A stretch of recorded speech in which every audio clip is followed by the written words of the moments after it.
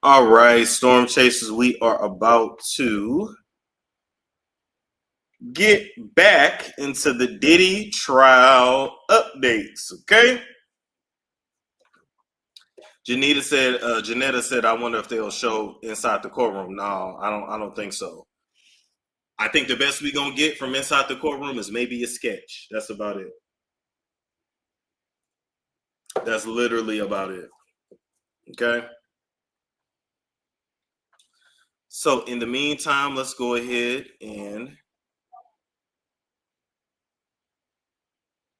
let's go ahead and get this update here. Let's go. And sort of an extra, you can.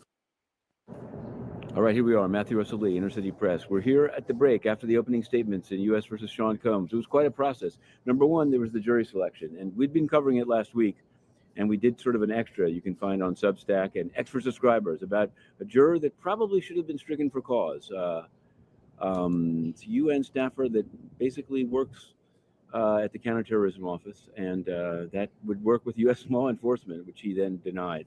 In any event, the opening statements were quite something. It turns out it's a more stripped down case, at least than I thought. The U.S. Attorney Johnson talked about Cassie and Jane, which is a pseudonym, and also a Mia and arson. Now, Tenny Garagos, in her opening statement, said, this is just about private sexual behavior. They don't dispute that Combs can be violent and jealous, but that should never have been a federal case, and that the witnesses are all have their own interests, including filthy lucre, money. So we're going to see how it plays out.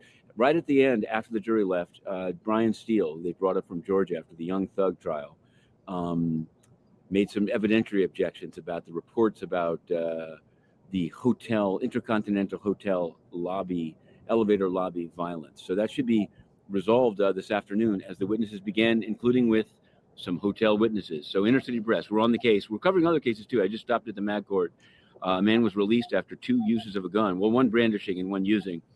Ordered released, but there's been a request by the government for a stay, which was denied, but they're going to be appealing it. So we're going to be covering that as well. But Diddy it is. In for a pound, in for a penny, in for a pound. Inner City Press on the case. All right. So let's go ahead and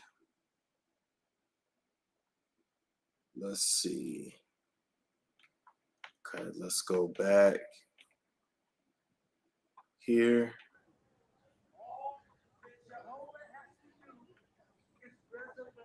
Hey, what's up, Golden Child? And we got Janetta in here. I don't know why it's taking a little while for people to get back in. Hold up. Let's see.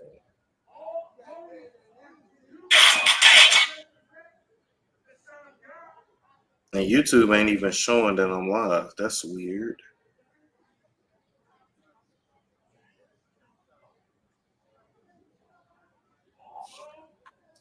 Yeah, I know. I just realized that people not getting their notifications because I'm looking and like,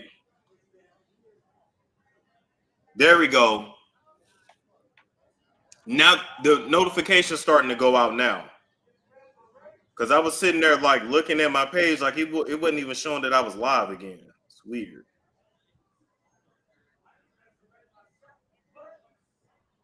Very, very weird.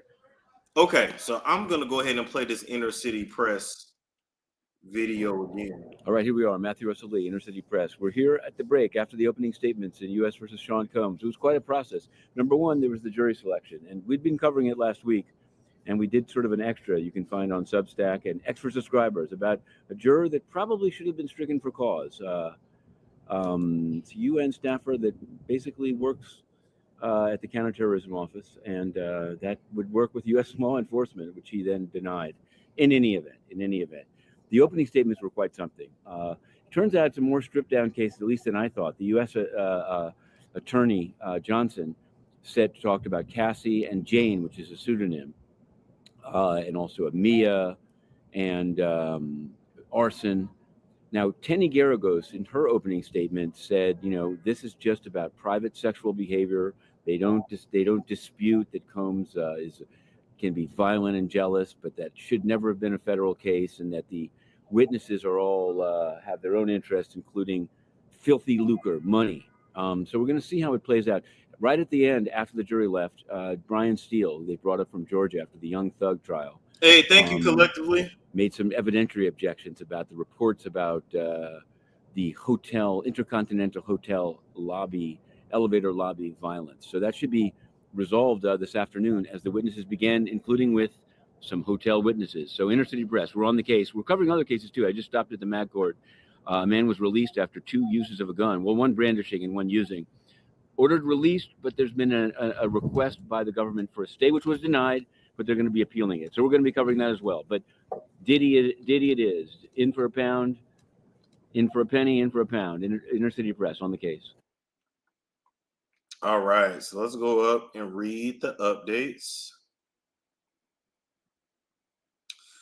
Okay, so a man by the name, the LAPD officer Israel Flores is the first witness. Okay, so Flores said she wants to leave. I said I'm talking to her, not you. Hold on. Let me go. I hate sometimes when Twitter things get like out of order.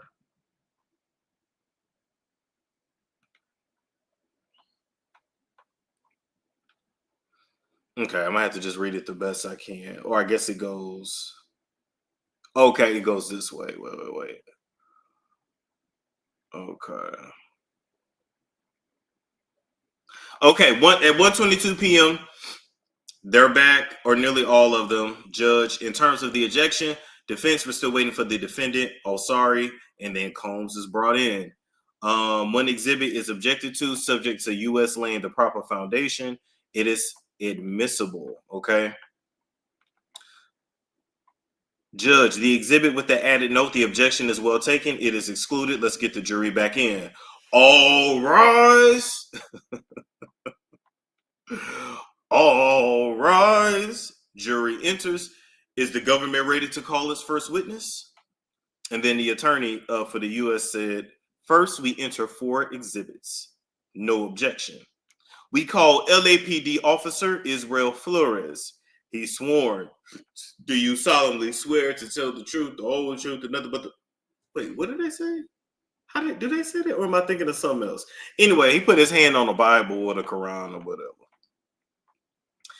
Flores said, I'm also a reservist for the Army.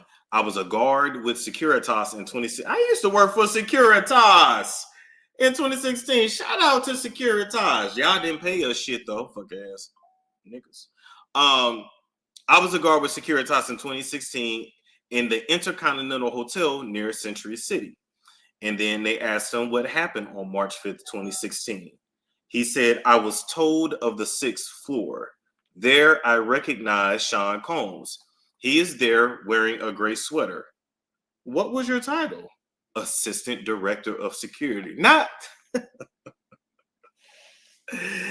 he was top flight security of the world, Craig, of the world. He was top flight security of the world. I am hollering. The attorney said, let me show you a photo of the Intercontinental Hotel. Flores said it's shaped like a pyramid.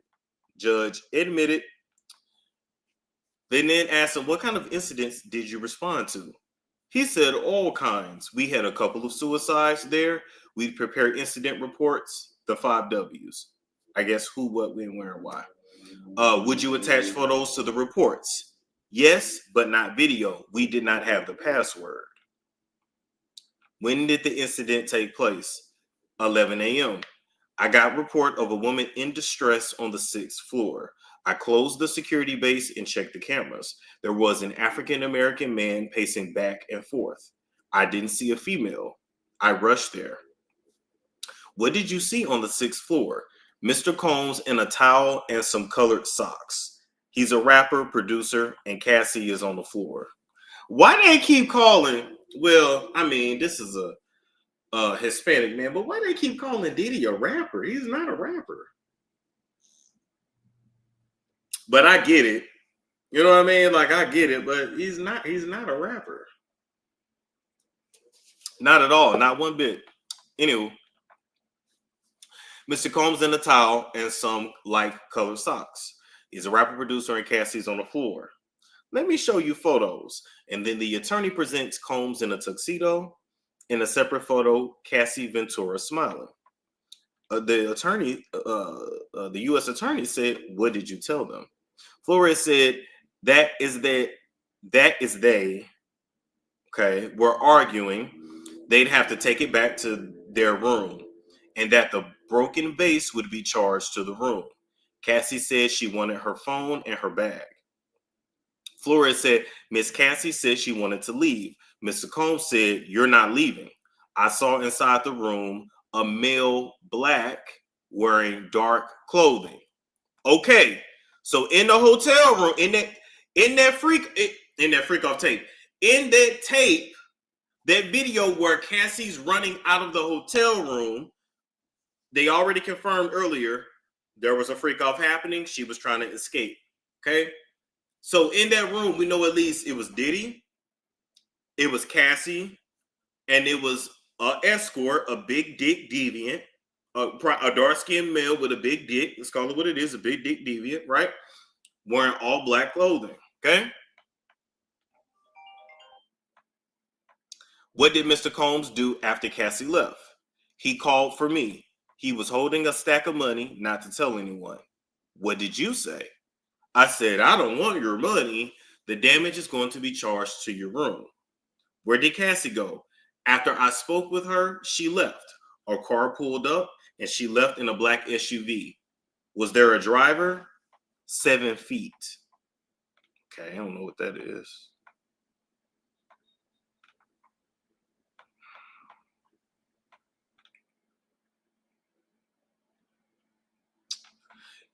He said she wants to leave. No, okay, so Flores said, he said Cassie wants to leave. I said, I'm talking to her, not you. They left. Then what? We went up to Mr. Combs' room to remind him of hotel rules. He opens the door and grabs the phone and says, are you recording me?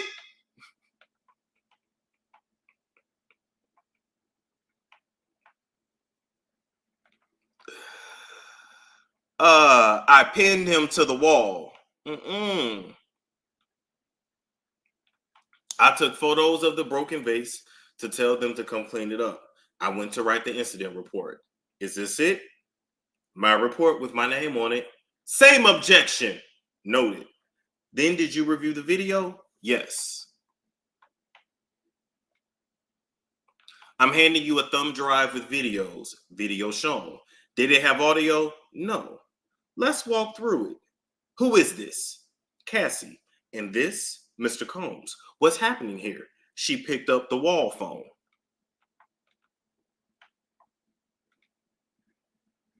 What did you find when you got there?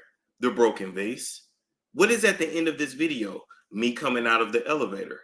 Let's pull up that incident report again. Here, we reminded him that the checkout time was approaching. What did you add to the incident report after you reviewed the video? I described what I saw in the video. What else did you do with the video? I recorded 2 videos of it with my iPhone to show my wife at home. Whoa. Whoa. Okay. Okay. Now that's interesting. Because even though, yes, if I got a celebrity whooping ass on video, yeah, I'm going to come show my people at home too. But that's highly unprofessional. And for him to admit that, wow, okay. Okay, let's keep going.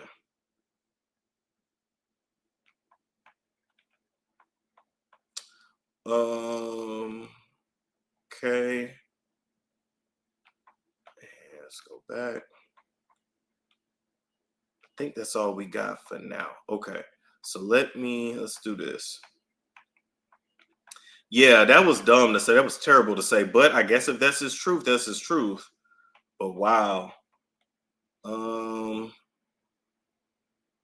let's see. Okay, I think that's all we got so far. All right, so let's go back. So refresh. And okay, that's it. That's it so far. Okay, those are our updates so far.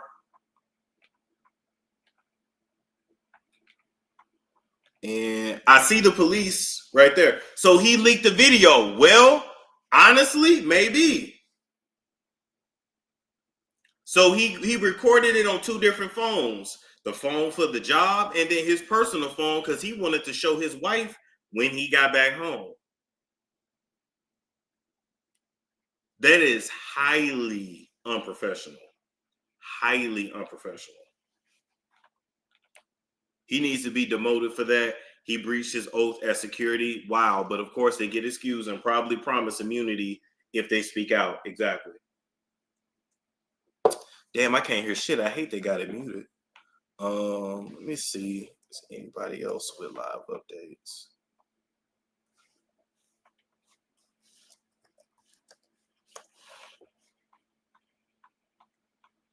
Let's see.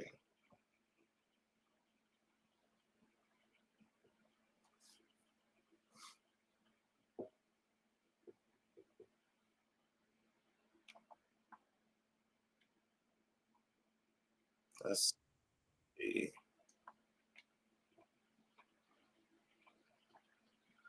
Robin said he had no choice. They probably went through his phone records. That's a good point.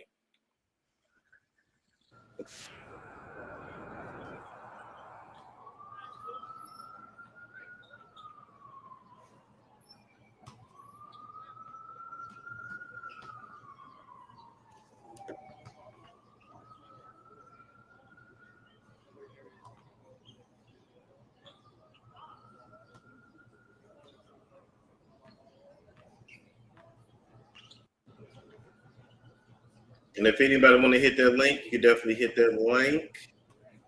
Okay. In the meantime,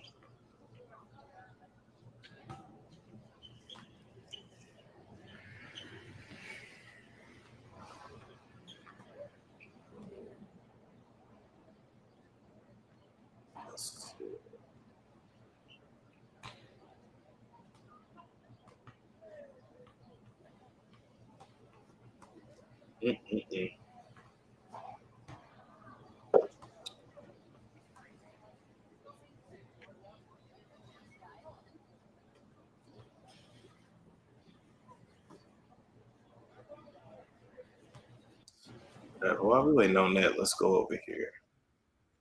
Hey guys, so we're out here. It is a media frenzy out here. I mean, it's media mayhem out here right now. Everybody is out here. I mean, everybody. I don't even know if you guys can see all the media here. It's so many people here. Cameras everywhere. Let me show you guys this fucking line. This line is crazy. People's getting into fights already. It was just a lot going on. Now, I got lucky because I was at the end of the line. But this guy right here hooked me up. My guy right here. Wait, what's the channel? Watching the World. Watching the World. Hooked me up. Mind you, I'm right here, number 15. But I was way back here. Look, it's crazy. Look at this line. That's what I'm saying. I've been here since 2 a.m. People have been here since 2 p.m. Okay? People have been here since 2 p.m. I've been here since 2 a.m. This is the line. It's like going crazy. They've got line sitters, they've got YouTubers, they've got podcasters. It's a piece of everybody here. I was right here by her earlier. Nice. And so my guy saved me. I mean, the line is getting longer and longer. It's right there. The line is getting longer and longer and longer and longer. I don't like the shit is going all the way back here. Okay. It's some of everybody in this line. Now, mind you,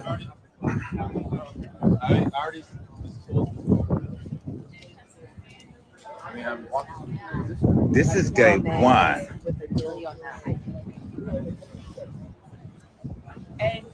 Day one.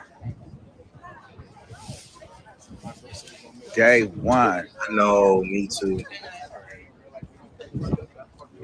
Now, mind you, I've been here since 2 a.m. and I was in the back. Okay. I'm not wearing this in the court, guys. It's okay. But I was here since 2 a.m. I was back there, but someone was holding the spot for me. So we ended up making it. They've got the line dudes here. My girl Jess right here, you know, holding it down. Here go my, like, I was sleeping on a towel earlier. Literally sleeping on a towel. It was crazy. I did a little vlog for y'all, a little small one, but it's about to start heating up. It's about to start getting more crazy. Yeah, it's about to get real crazy. It's about to get real crazy. As soon as people start walking in, it's about to get really, really crazy. I don't know what's going to happen, but it's about to go down. Ciao. You think it's going to get crazy?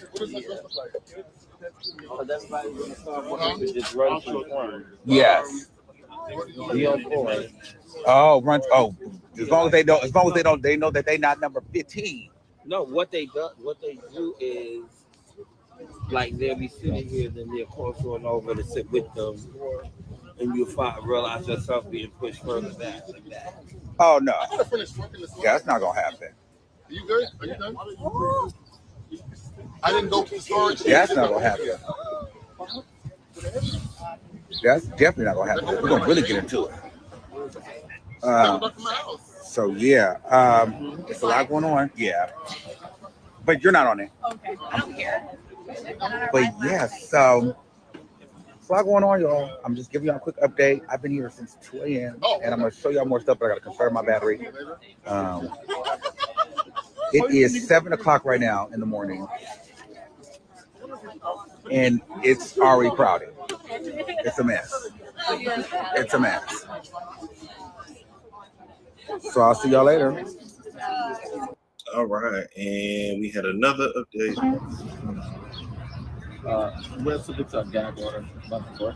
So I'm attorney Black and we're not allowed to make any statements. So we're not saying anything. Okay. Are you representing anyone specifically? Yes, several people. Some of the victims? Several of them. Yes. Several of the victims. Okay. Thank you. What are you guys looking at? Tyrone Blackbird. How are your clients feeling?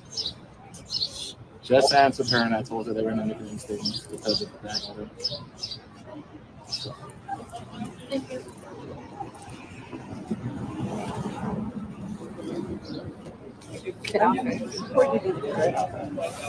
Just answered her question and said that I'm not making any statements because of the gag order.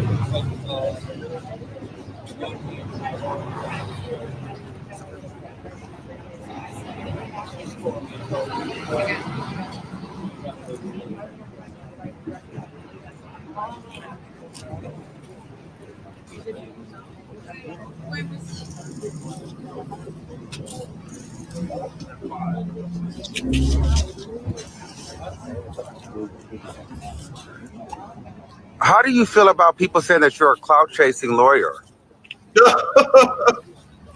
That was so messy. Oh my God. That was so, yeah, that's Lil Rod. That was so messy.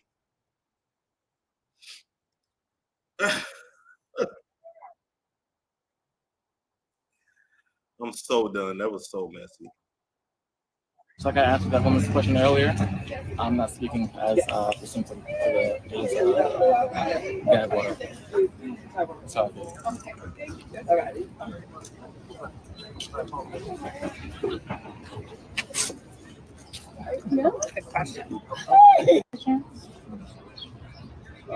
where's the Damn, that was a good question. Okay. So now let's go back. Go back here.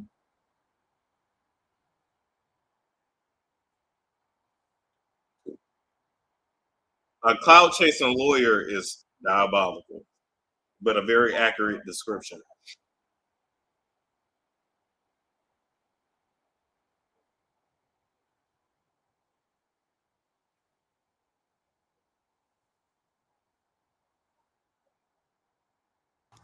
I'm here with Pamela. We just did the process. How easy was it? It was so easy. So easy. You hear that? Loved it. Okay, so now we're going to get off that. Where else am I here? Oh, here. Okay, so we're going to go here. Okay. All right, let's hop back into some of this dialogue. Okay, Flores says, but it was gone. It was gone. The attorney said, did you ever see it again? Flores said, yes, recently. Attorney said nothing further. Judge Subramanian said cross-examination. Then Combs' attorney said, you said your report was the 5 W's, right? Flores said yes. Candy's World said $3 million for Thug's lawyer, $5 million for the lady who was a jury analyst. There is one black attorney for Diddy as well, 4 to 5 total. Yeah, the attorneys are cleaning up. Maybe I need to take my black ass to law school. The attorneys are cleaning up. You mentioned that when you got off the elevator, 11:14 or 11:15, you described Mr. Combs as having a devilish expression on his face. Flores said, that's my opinion. Steele said, when you got off the elevator, what's in your hand? My radio.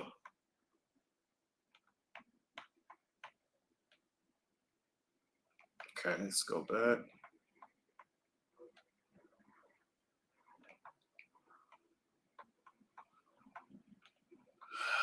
Okay.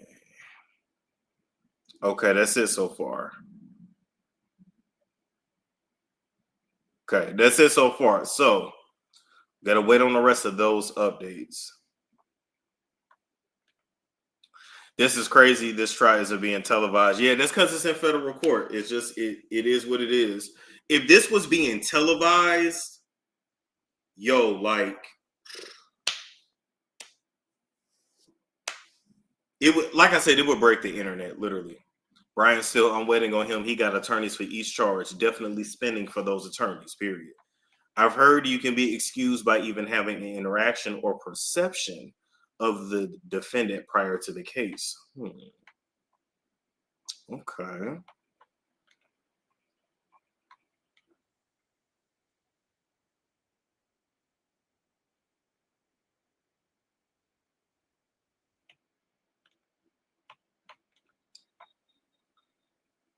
Okay, let me see who else is covering this. What's the white toes? Why does he want that? He probably like to see them feet wrapped around that meat. He probably like to see them feet wrapped around that meat.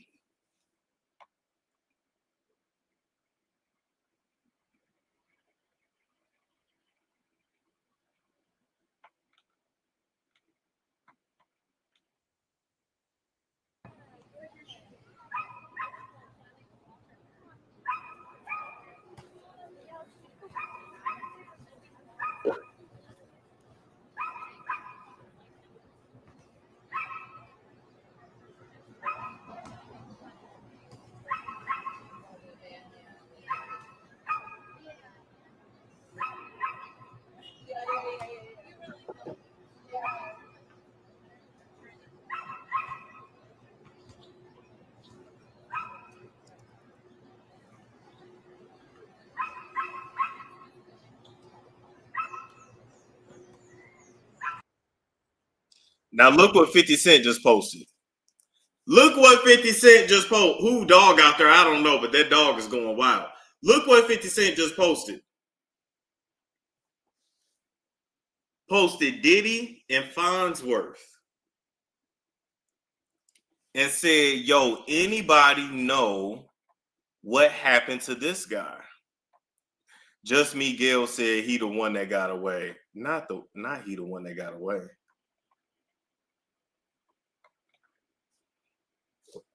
Once again, he smiled. Yeah, 50 is so messy. He smiles in every photo with the man, but he don't care about them women. Them women's. I'm so surprised he isn't testifying. I believe he got paid off. I definitely believe he got paid off. Because Farnsworth left and he didn't say shit. He went on with his life, literally. Literally went off with his life. He's married and got 2 kids.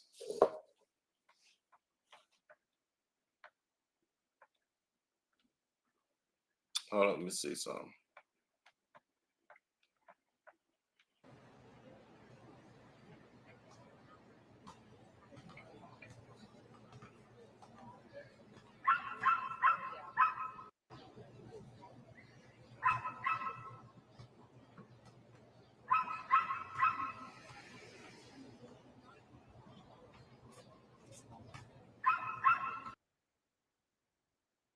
Okay, so this is his page right here.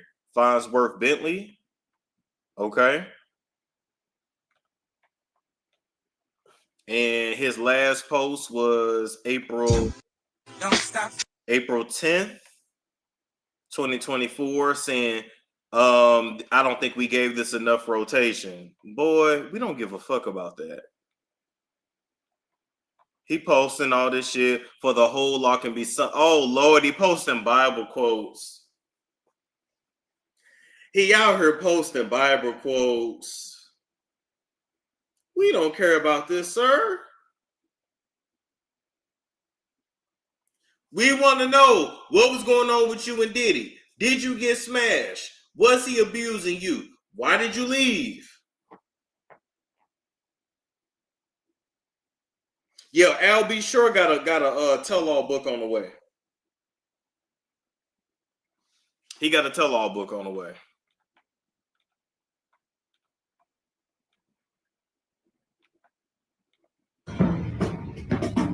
Happy homecoming. Yours truly, Farnsworth Bentley, reporting to you live from Morehouse College. And when I think about what I love most about homecoming, it's actually seeing all of my brothers and sisters from school, seeing where they are in their careers, how they've leveled up, things that they may be working on, understand how I might be able to add value, how they may be able to complement the things that I'm working on. It's just the spirit of seeing everybody and there are no airs on, and it's just fun. Speaking of that, producing the HBCU Power Awards this Friday, October. What? We don't care about none of that shit.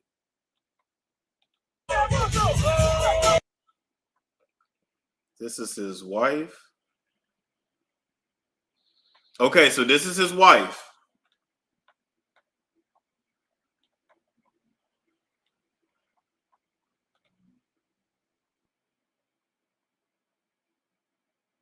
Okay. So he's married and they got 2 kids, I believe. Yep, there you go. So he's a family man.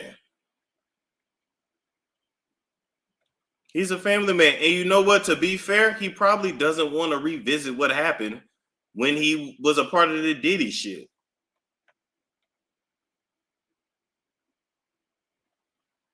So anyway, that's where Farnsworth Bentley is at. I believe he knows all the secret, of course. Of course. Come on now. Okay, let's go back here.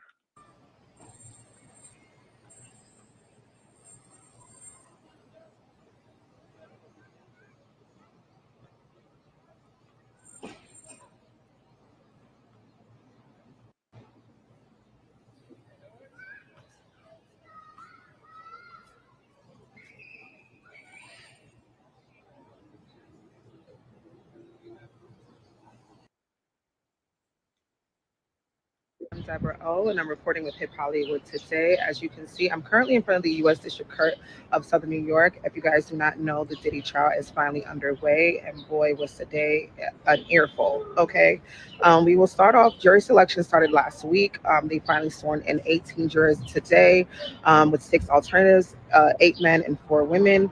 The defense did accuse the prosecution of racial bias, as the prosecution did strike 7 black jurors from the case.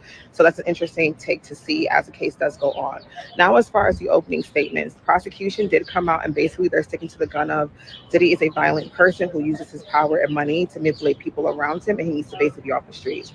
They talk about at length. They talk about the violence that he's had against Cassie, him throwing her around like a rag doll in the video that I'm sure we all have seen. He also talks about the Jane Doe, who we still don't know who she is, but apparently, the sexual trafficking and him forcing her to have sex with male escorts against her will, and drugging her and things of that nature. It's the same thing with Cassie. So it's definitely interesting to see how they're able to build their case. On the flip side, though, the defense is basically saying, listen, we do not deny that Diddy's jealous. We do not deny that Diddy was caught in 4K, assaulting Cassie. We do not deny that he has a violent side to him. But this case is not about domestic violence. It's about sex trafficking, racketeering, and transporting for prostitution. And they're saying basically he's not on trial for being a mean person. He's not on trial for being for domestic violence. These are the facts, and that's what we need to stick to. They say that video, the infamous video of them fighting inside the hotel, was basically over a phone. It wasn't over sex trafficking. It wasn't over him holding her against her will, but allegedly it was over a phone that he was just trying to get back. So it's interesting to see how they are going to also argue that when the video does come out. With that being said, Cassie might be in court today to testify or tomorrow. So that's also another thing that I'm sure everyone's looking to see what she has to say.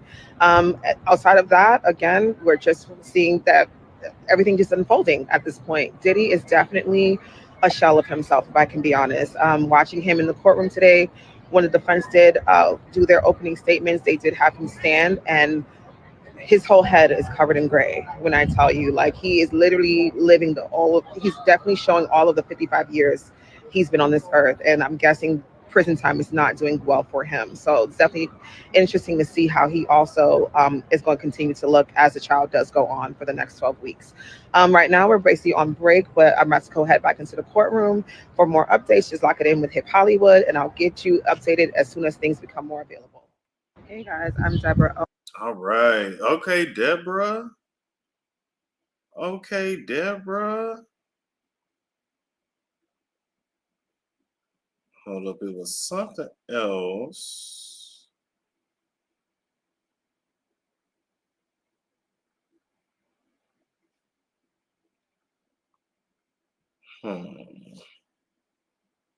Oh, okay. It was on Hip Hollywood.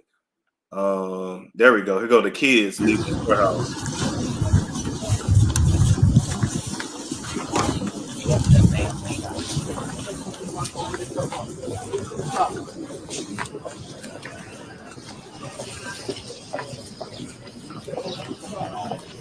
How people went this morning?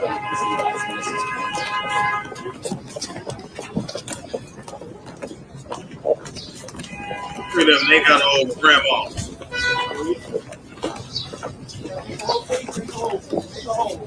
See, I would have been wrong if I would have yelled out, "You raised that nigga. This is your fault. You raised that nigga." Imagine having to sit in court and hear all about your father and how he piss in women's mouths, and he like big dick deviants, and he like all kinds of orgies and trains. Like, ooh child, the girls gotta grow up quick. I sure would have yelled, "You raised that fuck ass nigga. Why you whoop his ass so much, Miss Janice?" Grandma keeping up. Grandma can still touch her toes. Grandma can still bend over and hit the floor. Grandma still can. That's what Diddy said. That she can still put her hands on the ground and back that ass up.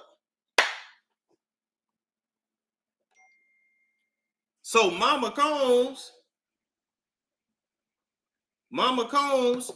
Janice Combs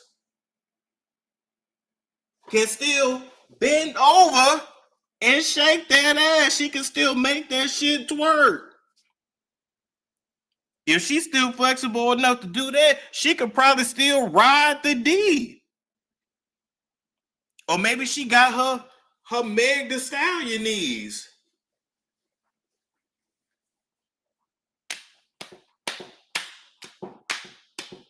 I'm just saying.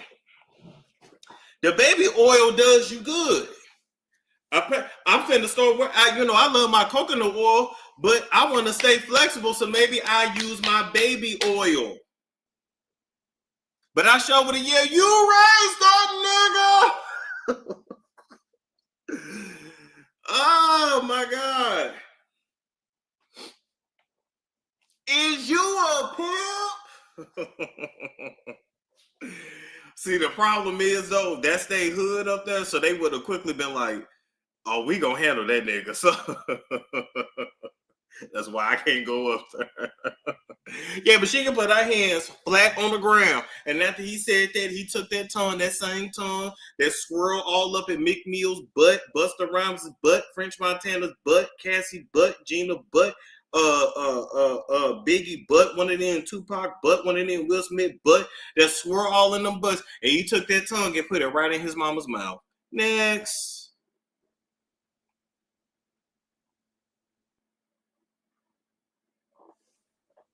Shit, they nasty. That's a nasty family. Y'all should have knew they was nasty when Lori Harvey went from Justin to Diddy. Or did she go Diddy to Justin? I forgot which was which. Kissed his mama dead in the mouth after having them tongues swirled all up in them butts. Open this up. Move to the side. I would have yelled, did you teach him how to do the freak offs? Mama Janice. Mama Janice. Did you teach him how to take that? Take that?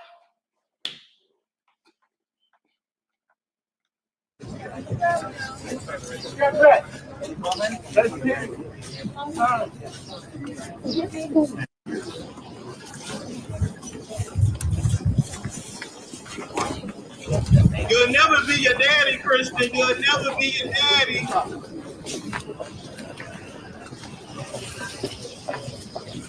You'll never be your father, Christian. Do you know this nigga used to beat your mother? See, that's why I can't go up there.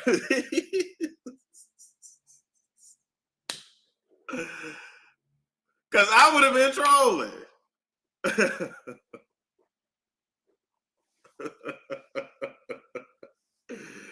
Oh my God, they would have jumped. Oh my God.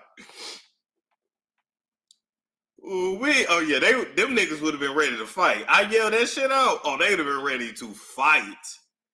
But seriously though, and it's no disrespect, make him rest in peace. But that's embarrassing.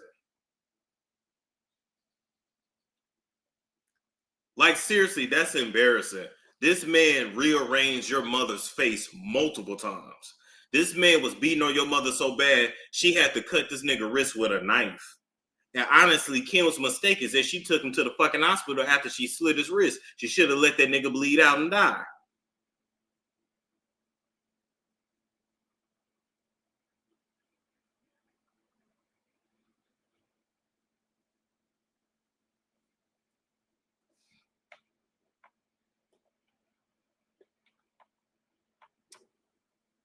Yeah. I could support my father if he had rearranged my mother's face like that. Are you crazy? But then they kind of have to do it, I guess.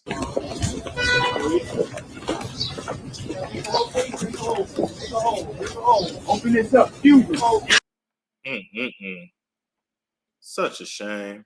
Okay. So let's see if we got, let's go back here.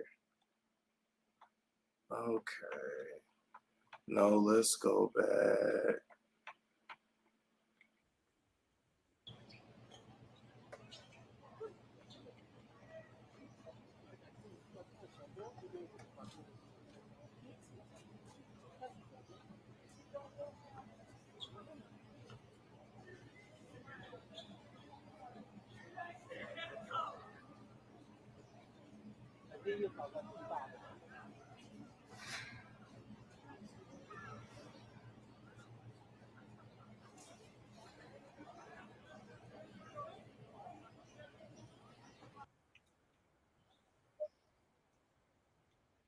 All right, so let's read some more of this, okay? It's the money, yeah. Okay, so Brian Steele, that's Combs' attorney, said to Flores, the police officer, Mr. Combs did not attack you, did he? Flores said no. And was there any law enforcement involvement? No. You videoed for your wife and kept it, right? I did. But never was there law enforcement called. They were not. You told the jury, shut up.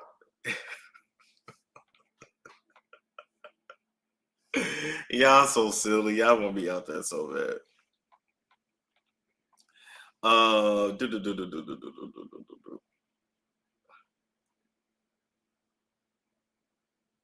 Okay, you told the jury, Mr. Combs said to Cassie, you're not leaving. But your report did not say that, right? At that point, I did not believe it was a significant fact. I'm not going to put down the back and forth. So it wasn't important 9 years ago, but only now. Objection! Overruled. I did not put it in report at that time. You said you were offered a bribe, but hadn't you told him he had to pay for the vase? Yes. Okay. Okay.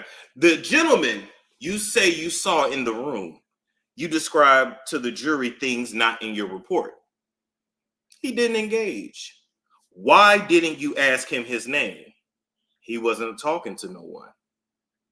Did you tell anyone at the time? No. And the 7-foot driver, do you know who it was? I don't know, but Cassie knew him. You didn't put in your report that you offered to call law enforcement, but she refused. Why not?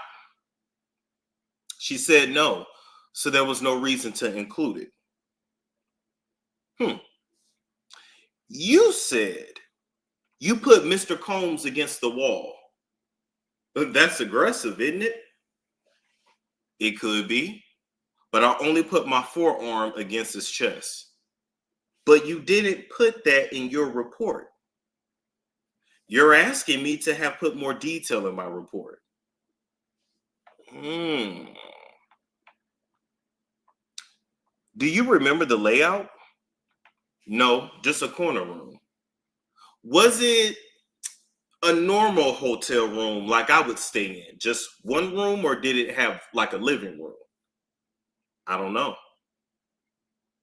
The third party, you said he was on a bed. It was a pullout.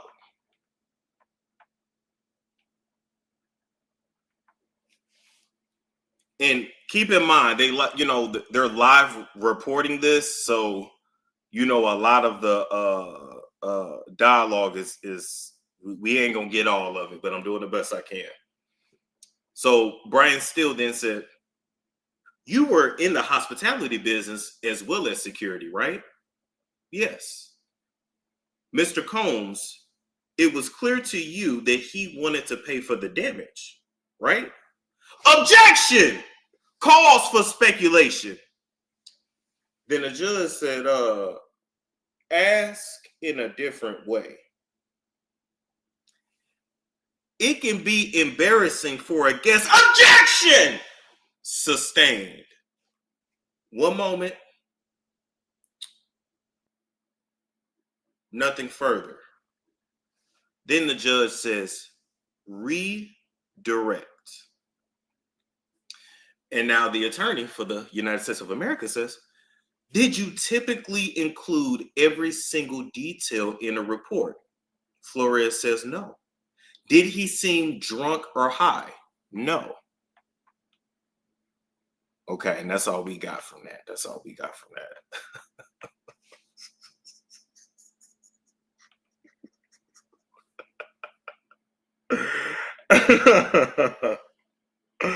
I don't know why.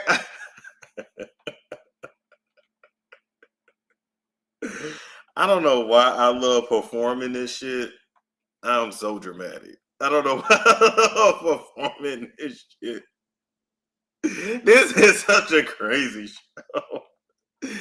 Oh my God. Oh.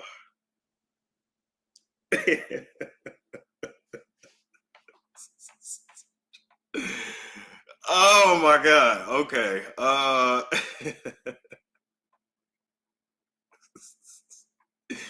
Okay, let's see. So let's go back. Let's go here. See if we got anything else.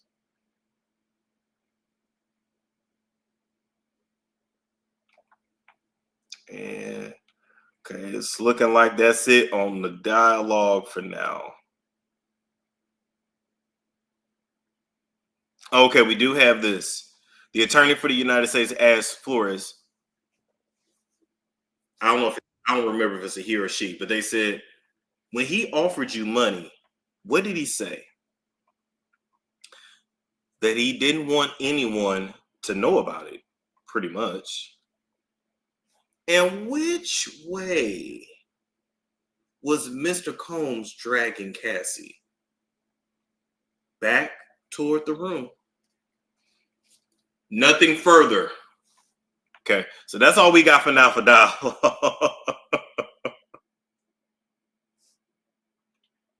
So if you bring it to life like we're there, I'm just saying, like, we need the transcript so we can play. Yes, we do. Yes, we do. Okay, what's up, Camille?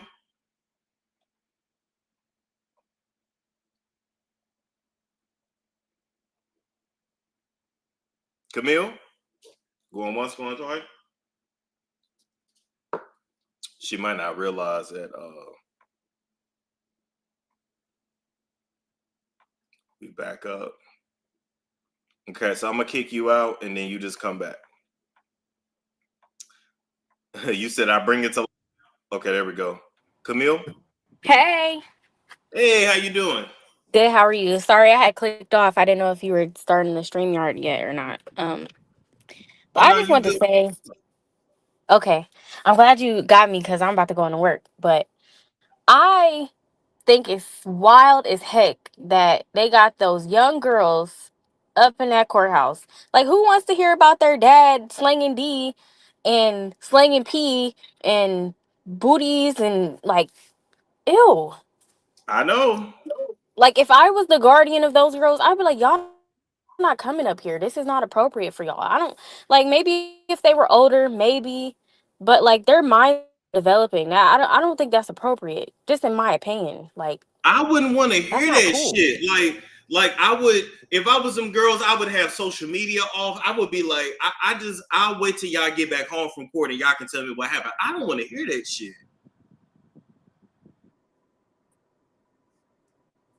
And I damn sure don't want to see it. Uh-oh. Wait, can you hear me? Can you hear me? Yes, I can hear you now. Okay. Yeah, I agree with Can you you though. hear I me? wouldn't want to hear that and I wouldn't want to see it. No, I wouldn't either. And the adults in the room should be like, nah, y'all not coming up here. Like, let your brothers go, you know. But it's, ugh.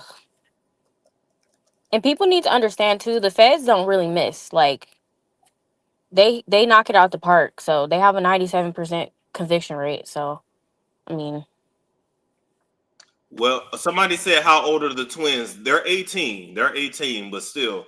And yeah, they have okay, they have that successful rate because they let you get away with this shit for years or decades before they even press charges.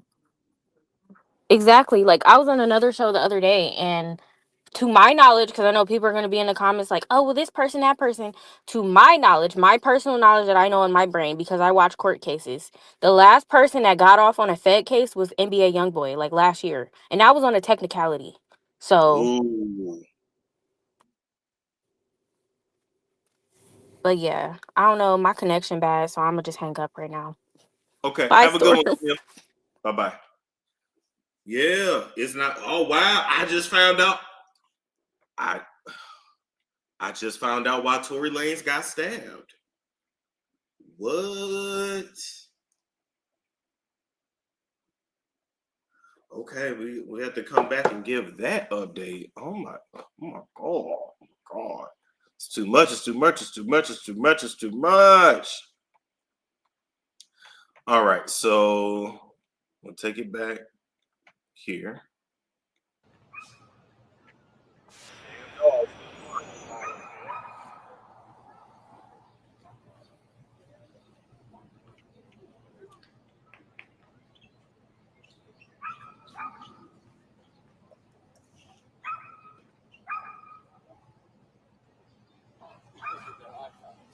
I'm just saying, think about it.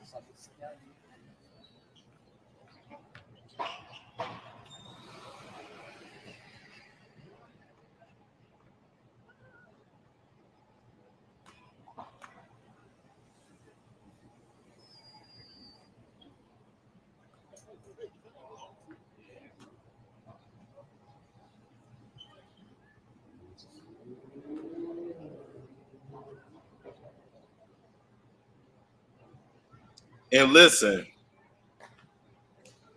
yeah, I forgot. Chance is 18 as well. And that 20-year probation that Thug got is like, I mean, I know he was happy to be out of jail, but like 20 years probation is wild. Like, you can't do nothing. Like, when I tell you, I would literally, like, I would get a house in the country somewhere and I would do nothing but just work and just do shit from my house for like 20 years. Like, 20 years is a crazy time to be on probation. I thought like 10 years was a long time. 20? They pretty much know you gonna fuck up.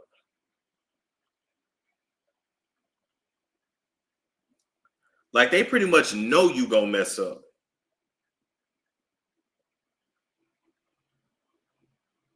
You know what though?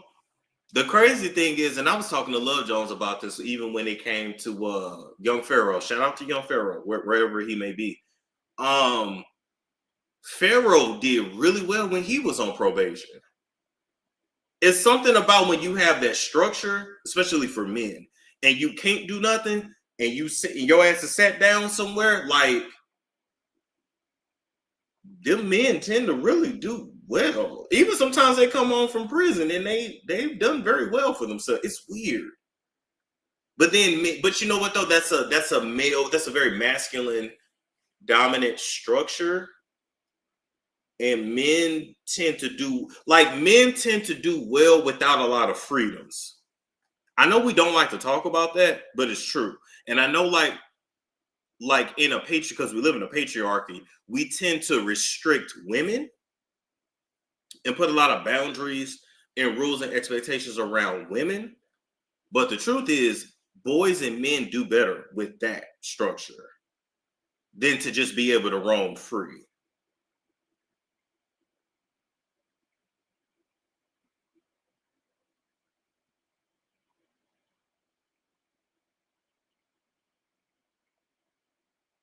Do you understand what I'm saying? Yeah, I heard. Yeah, like men prefer to be given order. It's true though. Think military, law enforcement.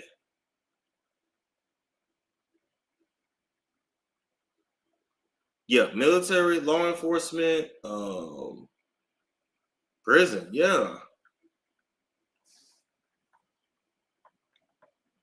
Ever heard the saying, males should be born in prison and have to prove they are healthy, sane, and competent as the grounds to release them into society?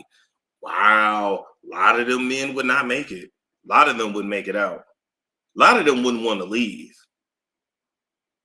Have you noticed the celebrities have been acting right since Diddy arrest? No more force. Man, please. Them celebrities have been quiet. Like super quiet.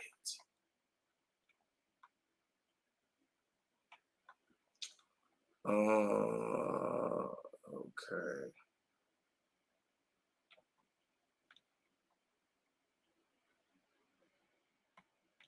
All right, so let's get back over here. Okay, let's get to it. Wobbles Tory stat. I'm gonna have to come back and spill that tea. I'm not gonna spill it over here because then I gotta cut it out. Although I could and then just repost it. Actually, I'll do that. Let me give this update. I'll give y'all a Tory Lanez update, and then I'll do that. And I'll just repost it. That makes more sense than stopping this live and coming back. Okay. So the judge said recross, I guess, for the cross-examination, and still said they are motion sensitive cameras. So there are gaps, right? Flores said yes. Nothing further. Judge says next witness. Attorney United States Comey said, what did Miss Ventura pay you for? Okay, this is the witness. To have sex with her. Sean Combs was there too. Oh, this is one of the big dick deviants. Okay. The witness said, my boss called me and said he couldn't find any of our black dancers. So I could go to a bachelorette party in the Gramercy Park Hotel in downtown Manhattan. And what did you expect to do?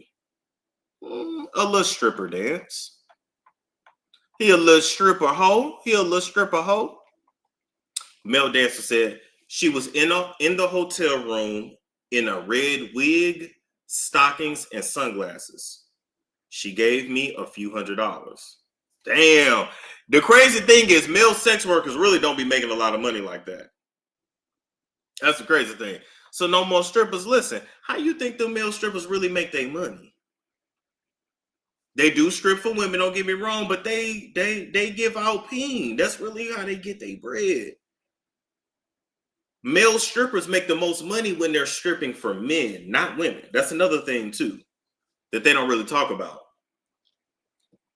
If you're gonna be a male sex worker, you're gonna have to you're gonna have to interact with men. It is what it is. OnlyFans ain't no different. Mostly men are gonna be subscribed to you, not women.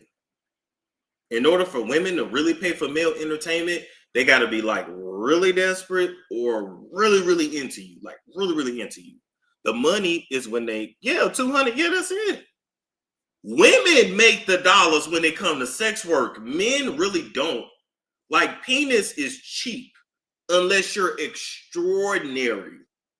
Like you really have to be over the top for a woman to really come out of pocket to have an experience with you. But a bottom grade, trashy, trailer park ass woman can still sell that cooch and make a little change.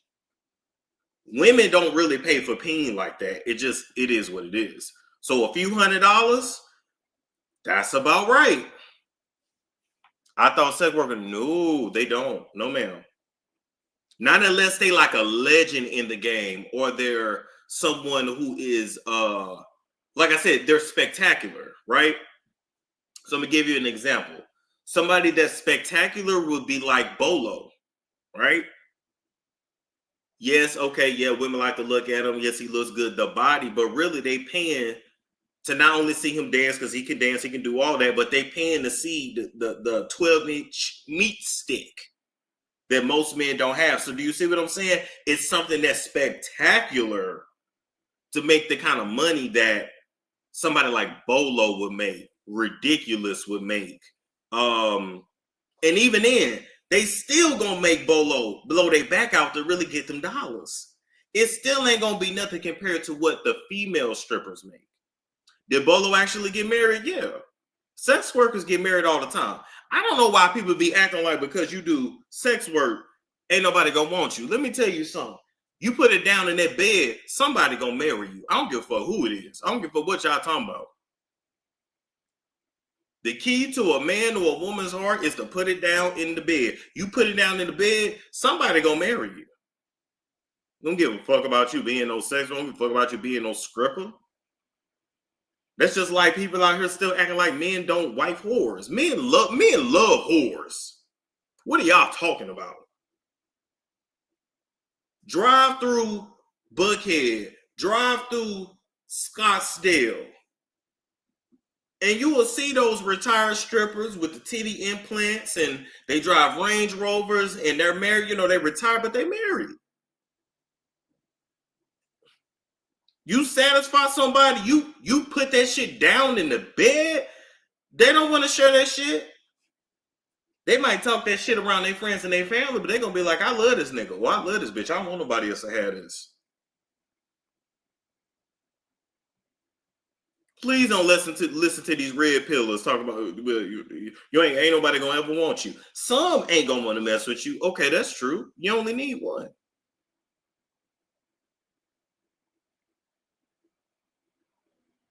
You do some things to a man that ain't nobody else doing shit. You ain't going nowhere. Where the fuck you going?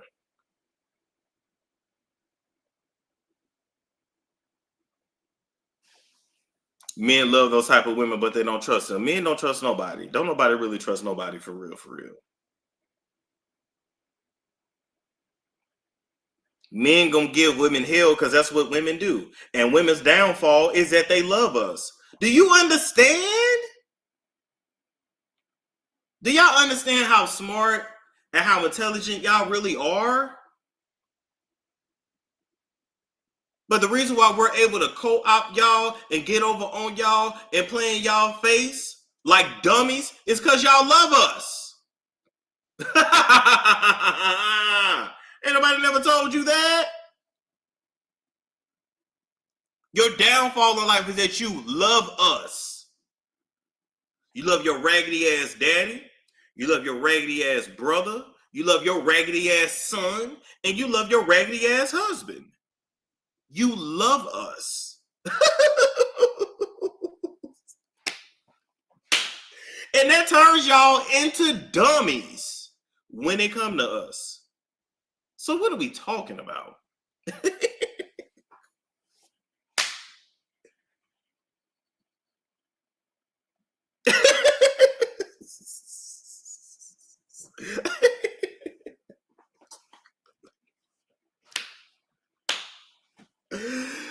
Oh my God. Ain't nobody never told y'all that? That's the downfall. Y'all love us. But we rarely love y'all back.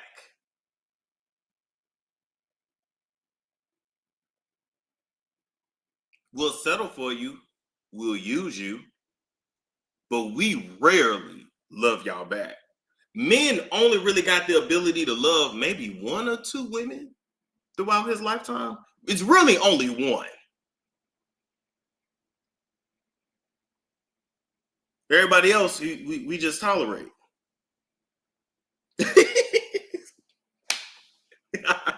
Y'all thought shit was sweet. We gonna always control y'all until y'all stop loving us.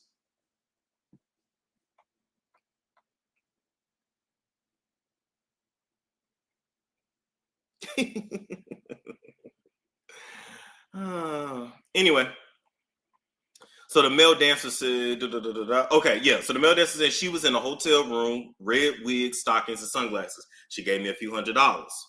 What was the room like? Red couches, Astroglide, a lubricant. Oh God, Astroglide is the best lubricant. Oh my God. There was a man on the right side of the room. The man had on a white robe and a bandana over his face, below his eyes, and a baseball cap. From his voice, I recognize him as Sean Cole. Oh my God. This Diddy put a white robe on, a bandana. Are you kidding me? A white robe on, a bandana, and a baseball cap. Man. They was literally playing dress up. Are you serious? Oh my God.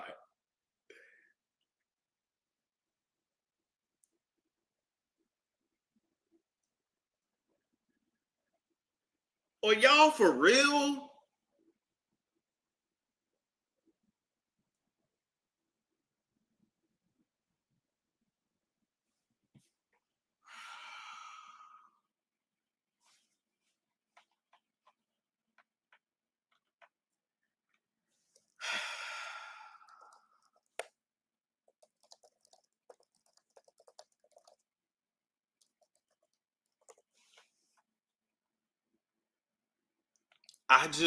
I can't take any of this shit seriously. Okay, let me keep reading. From his voice, I recognize him as Sean Combs.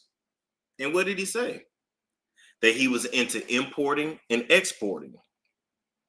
That sounds like trafficking to me. But okay. Let's keep going. He said that he was having problems with my boss. Objection!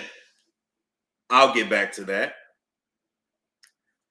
After the sex was over, what happened? Cassie gave me a couple of $1,000s more. Okay, so the $300 was a deposit. She gave him $2,000 after the sex was done. So really, all together, the sex worker was paid about $2,300 for the freak off. That's about right. That's about right. Because hell, I've even been offered $2,400 to film. I've been offered $2,400 to film an OnlyFans video, and then recently it was offered about $4K. My rate would be between $2,400 to $4K per video, and some sex workers some male sex workers are at about $6K per video per shoot. Jason Love is like top of the line at Blacked. He makes about $10K per shoot. So the $2,300 is about right. What's importing and exporting? Individuals. Individuals. Not did I do it? No, but my point is, I'm just letting you know. Yeah, oh yeah, somebody, let me tell you, somebody recently, hold on, I'm turning the camera off when I say this so I don't laugh at myself. Somebody recently, they emailed a nigga and they was like, hey, I want to film an OnlyFans video with you. I'm going to keep you anonymous, as if anything is ever anonymous. But he was like, yeah, I'm going to pay you $4K. Now, here is my thing, right? Not going to show your face, not going to show. First off, I'm tatted all over. So, unless I'm going to cover these tattoos, because I got tattoos on my thighs. Unless I'm going to cover these tattoos, people going to know it's me, number one. Number two, do you really think that a nigga is gonna have Storm on a video and not tell the world? Was it a man or a woman? I'm pretty sure this was a man. The first time it was a woman. This offer, I'm pretty sure was a man. You think that I ain't smart enough to know that as soon as I say, oh yeah, let's do that shit, we gonna know you. That's what I'm saying. I couldn't even, my voice is so distinctive and it carries. I couldn't even speak. I would have to be, Are you for real? You think as soon as I said, oh shit, okay, send the cash app, that nigga wasn't gonna screenshot that shit and send that all over to the blogs. Storm accepted 4K for a man to suck them all. Y'all don't think that wasn't gonna be? Even if come on now. Even if I was really deal, do y'all think? Come on. Do you know? You should have made that bag. Fuck that. No. Listen, there's a lot of things I don't mind doing, and y'all know I don't mind doing me a little piece of prime. I don't mind doing me a little piece of prime. But once you cross the line of having sex with a man, as a man, you go from just being like, oh, he made some videos, because who the fuck hasn't in 2025, to like, you doing gay sex. You can't really go back once you've done that.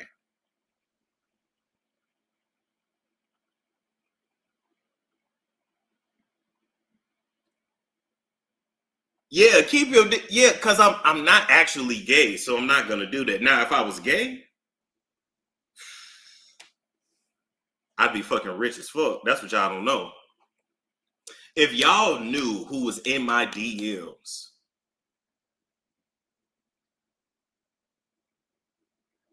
yeah, that's a thin line.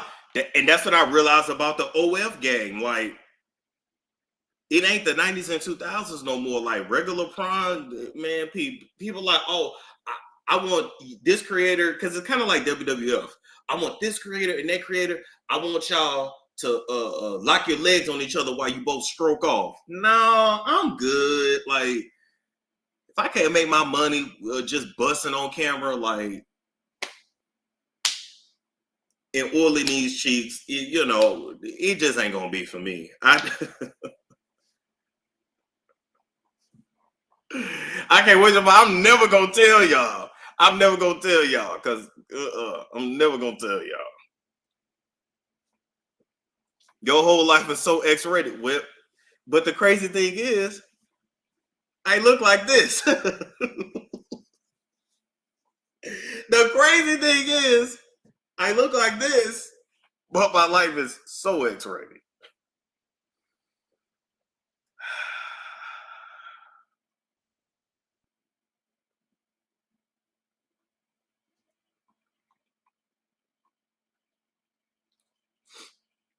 Yeah, baby, go to nursing school.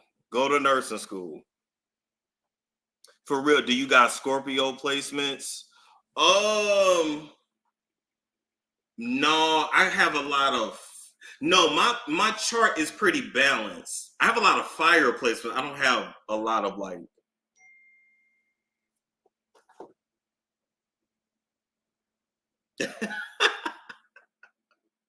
Not conscious TV watching this. No, my chart is equally earth, fire, and water. I don't really have no air in my chart. Yeah, I don't really have no air in my chart. Kalina said you act like you're not handsome. No, what I mean by that is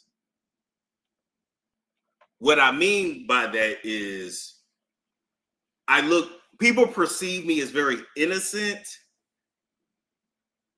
or like the comment earlier that was like, oh, you're so adorable. You're so adorable. And I'm just like, I don't like when y'all say that, because it's like, I don't do adorable shit. Like, or people be like, oh, you a role model.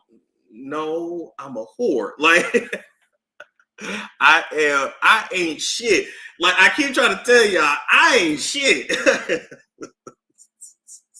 Scorpio is water. Yeah, that's true. But yeah, like, I ain't shit. Like, people always trying to turn the innocent one. No, you don't understand. I already been turned. It's a little too late for me. At this point, I need to, but sometimes I be like, I should just give my life to Christ and just get myself together. Should I just do the wife and kid thing, or should I just be a male whore the rest of my life? I don't know. Are you are you shocked at who was in your DM? One of them, yeah. It's only one of them that really shocked me, because I was like, damn, nigga, you go that way? Like you married. You've been married for decades. You don't go that way. But it is what it is. Well, lucky for you, you ain't ish because they want to dirty up the nice innocent. That's what I'm saying. I ain't ish. Don't build me up to tear me down. I'm already toe down. I ain't shit. That way, when them hoes try to come out 20, 30 years from now, they gonna say, we already know Storm wasn't shit.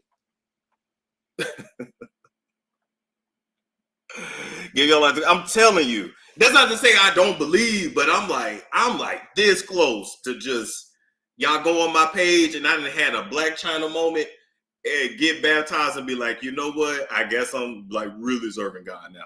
Is it a celebrity? It's been many celebrities in my DMs. This one I'm talking about ain't like a celebrity, but he definitely got money. He definitely got money. Yeah, he definitely got money for sure. But like, not celebrity in a traditional sense, but he got a lot of followers. I'll put it to you that way. Now, Black China, no, I'm telling you. But is he generous though? Yeah, most likely. I would have been well taken care of. Absolutely. I've been well taken care of. What are you talking about? Okay, let me finish this dialogue, then I'm gonna tell y'all what happened with Tory. Okay, so the male dancer said, he said to give them my phone number. I did. Cassie called me and asked me for a photo. Then what? She called me to go back. I did for a few hours. And then a few times after that. Combs always present? Yes. Scroll down. Any other locations? The Essex House, his residence on 56th Street, I believe 210 at the time, and at her residence on West End Avenue, I think number 10. What name were you to say you were there to see? Black. So the code word was black.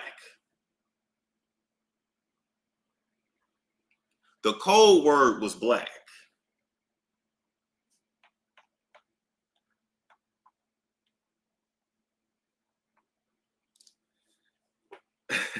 Male dancer said, I would send her vulgar text messages. Usually in this kind of case, yeah, because they were particularly looking for big dick sex workers. So that would be the main thing that she would ask for. I need to see your penis, right? Usually they ask for penis and body. They don't really care about the face because they can tell you dark skin from the penis. You want me to say it? Give me an example. I text, I want to fuck you right now. That's hilarious. The attorney said, and his kids is hearing this shit. And his mama is hearing this shit. Give me an example of what you say. Man, I text her, I want to fuck you so bad right now. How often did you use the baby oil? Every time. Damn. He kept Johnson & Johnson in business.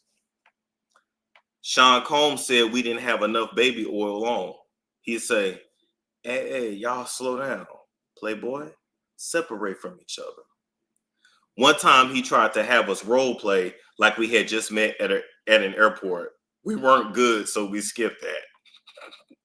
Damn, Cassie, you can't sing and you couldn't act either. What direction did Mr. Combs give you? He'd tell me to step off and back off. How many times, if any, were you told to urinate on Miss Ventura? Objection! Suggestive. Overruled. They told me not to do it all at once. Objection to him saying that I've got it. What happened afterward? They leave me waiting for hours. Whole thing might go on for 10 hours. Damn. A 10-hour freak off is crazy. But you know what? As someone that has been in the underground sex world, I've been on 10-hour binges. I remember one time I left this house at 4 p.m. and I didn't get back until 5 a.m. the next day. So sometimes all day sex, it really goes down like that. And yes, they do be hyped up on all kinds of Viagra. You ain't doing that shit naturally. Yeah, you take breaks. Yeah, you take breaks. You hang out. You swim. I've been to all kinds of like naked swim parties and all that. You swim. You hang out in the jacuzzi. Usually it's catered, so you get some food, some barbecue. I went to one time. They was frying chicken, frying fish, and I'm like, can y'all do that outside? I don't like. Who want to be smelling fried fish and fried chicken while they fucking? Oh yeah, 10 hours. Oh yeah. Oh yes. Oh yeah. You might take a little nap, watch some TV, watch the game. Oh yeah. It's not 10 hours straight, but it's the whole setup, the cleanup, the breaks, the going to the bathroom, the taking. Sometimes you literally like, damn, I need a water break, a piss break, showers in between. Mm-hmm. Yeah.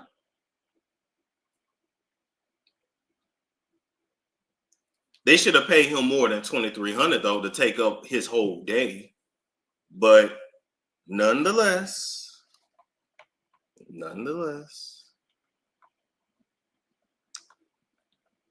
Let's see. They were headed to Essex Hotel. They said to go in 30 minutes.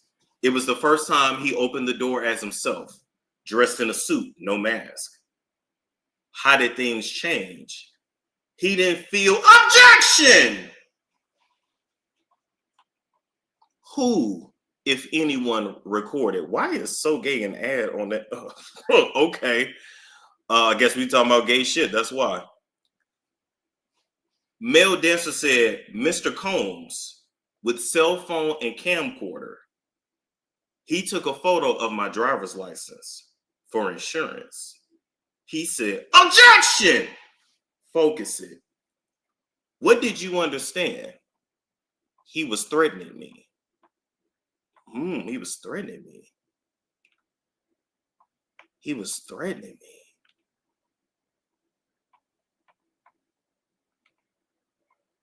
Huh. Yeah, that ad is crazy. Like, okay. That's why you got to be careful with Twitter too, because this shit is basically porn. Okay. The male dancer said, once I went and Cassie was slumped over. He said it's not going to happen this time.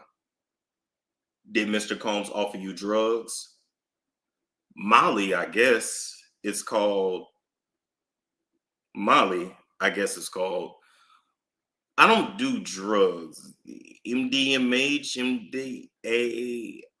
I think I went out and handed out $100 bills.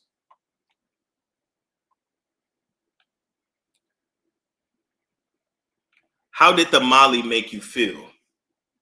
Sick and euphoric. And like an idiot handing out $100 bills. Who else was present? A guy who told me he was an actual escort. He was having sex with Cassie at her apartment. Godly.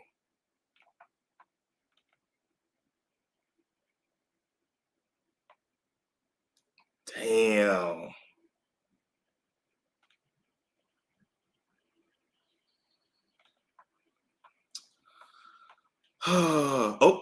Okay, let's see.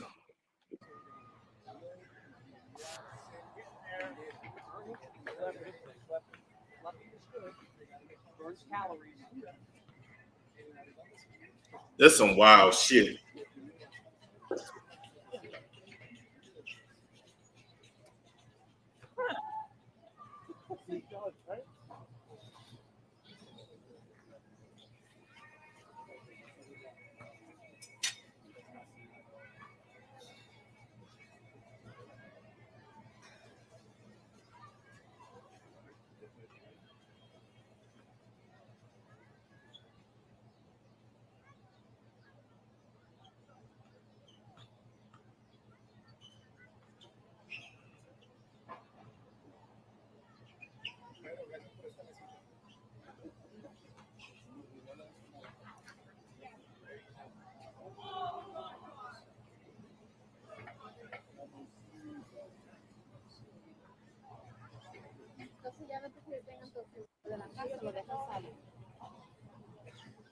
Who is this guy that does?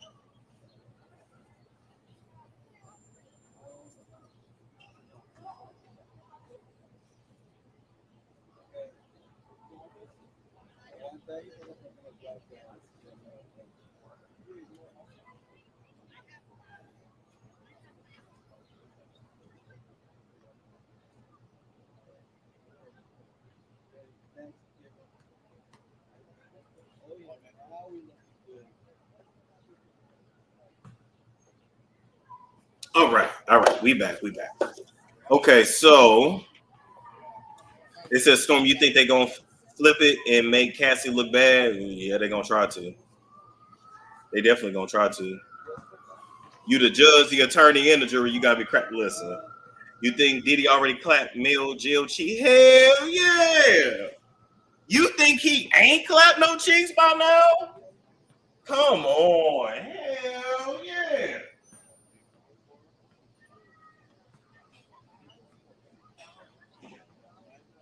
What? Are we serious right now? Hell yes. The answer to your question is yes, I think he clapped some cheeks already. Absolutely.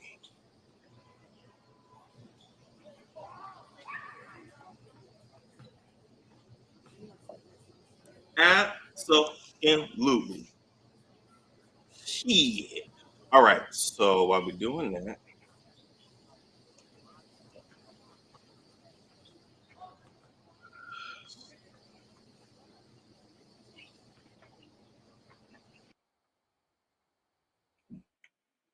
okay. Now I told y'all I was gonna come back and tell y'all why Tory Lanez got stabbed. Allegedly.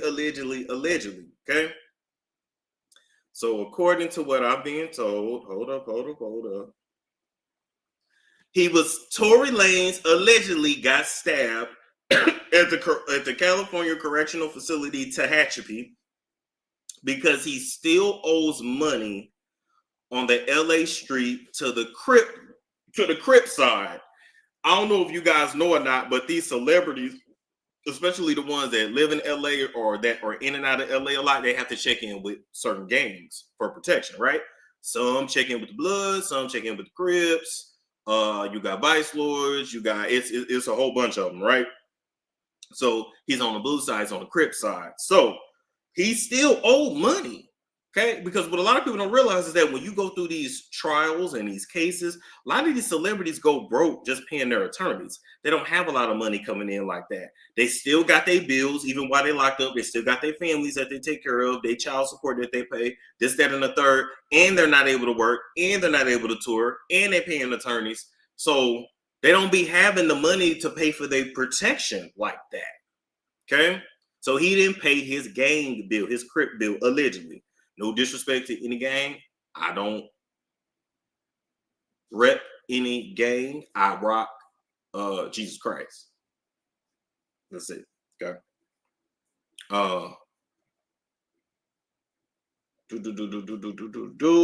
Okay, so in order to keep him safe in prison, him owing money on the street, to the Crips. He was going to have to continue to pay the Crips. They put interest on what he owes, quote unquote, and there is no way that he should have thought that he would have been safe in being in LA and being in a jail in LA without paying his toll. People really don't understand the gang politics in California.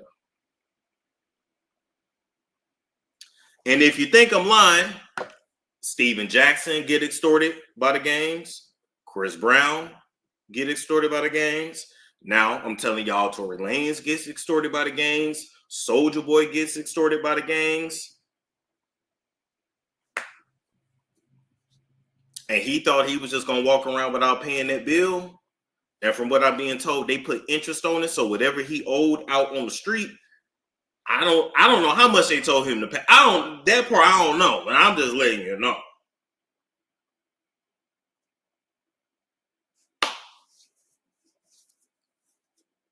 I'm trying to think, what other black male celebrity is caught up in that gang culture? You know what? Now that I think about it, maybe it's good I don't live in California, because if that's what you got to do to be safe out there, nah, I'm good. I'll just come and visit and come in and out. Maybe I'll just go live in Vegas or something. I don't know, but damn, it's too many damn YouTubers that live out there now too. But maybe I'll go back to Arizona. But being extorted by gangs is wild. So long story short, allegedly, Tory Lanez has been extorted by the Crips for a very long time. He had not been paying his bill on the streets. He wasn't paying for protection in there. And so it was only a matter of time before he got cut up. Allegedly. Why are they joining gangs as a celebrity? It's for safety. So you got to understand the entertainment industry is backed up by street gangs and the mob. That's all the entertainment industry is. It's the mob and street culture. That's it. So if you black, they're gonna expect you to check in to come into certain places. But see, y'all know I ain't in black culture like that ghetto street culture. So I just would have been on some shit like, I guess I just won't come to LA. That'd have been me. They can have that shit. But I'm gonna keep it real too. For black men, the gang culture, the street culture, the thug culture, even if they did not grow up in that, for them that is the pinnacle of black male masculinity. And so they be happy to get extorted by these gangs. Don't feel sorry for them. You know, because literally they could just like not live in California, not be in California like that. A lot of the men, they attach their masculinity to that shit, so they happily pay that bill. Ray J's another one. Yup. Even Snoop Dogg grew up in gang culture. I forgot who he's affiliated with though. But you get my point. Like, if you look at your black male celebrities that are like not considered square or lame, like not on the white side, they on the coat, they one of the birds. They all affiliated. 2 Chainz, that's another one. Downtown LA say if I live in Koreatown, yeah, you a woman though. It's a little different for women. Is Snoop a Crip? Okay.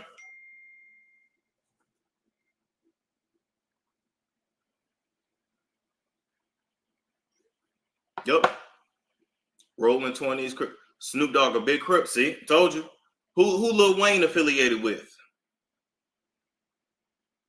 Yeah, everybody wants street cred, especially black dudes, because that is the pinnacle of black male masculinity. That's considered alpha energy. So, yeah. And most of them don't really be about their life. I'm gonna tell you how most, even though they grow up in that, they caught up in it, or they get involved in that, they're not really about their life, because when they facing 10, 20, 30, 40 years in prison, they snitch on all the homies. So where really is the unity? You're not really about that life, because if you were really about that life, you would live and die by that code. That's actually what that is. Anybody that's actually in a gang or in a mob will tell you that. And there's no disrespect to them. I'm not disrespecting, no disrespect. And yeah, I'm gonna make sure I say that, because bitch, they actually kill people. I ain't got no time.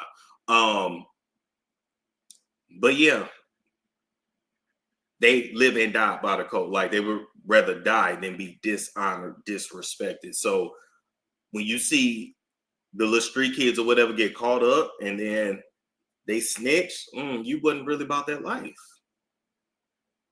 You wasn't really about that life. Said Wayne Piru, Kendrick with the Crips. See? Some of them grow up in that though, and it just they've been in it, and it's just one of them things. Trying to think. It's crazy because Chris Brown is from Tappahannock, Virginia. Oh yeah. I'm from Tappahannock. Yeah, that's true. Ain't no gang culture up there. I don't know much about Virginia, to be honest. But yeah, even with him, yeah. Schoolyard Crips, okay, like Blueface. Dr. Dre, see? Yeah, I'm gonna live that square life. I'm good because that shit is crazy.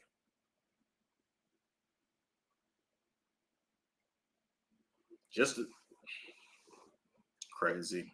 Black male culture is so toxic, and y'all not ready. Y'all not ready to have that conversation.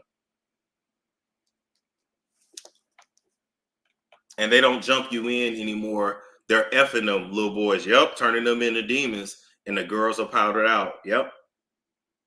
A lot of them ain't fighting like that no more because a lot of dudes really can't fight like that.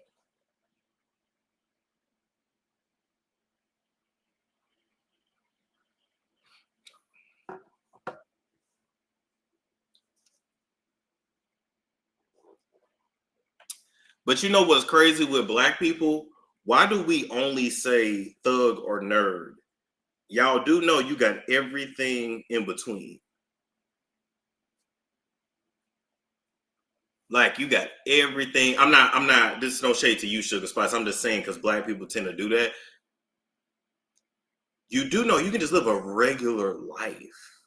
Like you could just be a law-abiding citizen. Like, why do we not leave room to be in between? It's like even without black women, we treat them like they either gotta be like a prude or a whore. Why can't she just be a regular woman who gets sexy sometimes?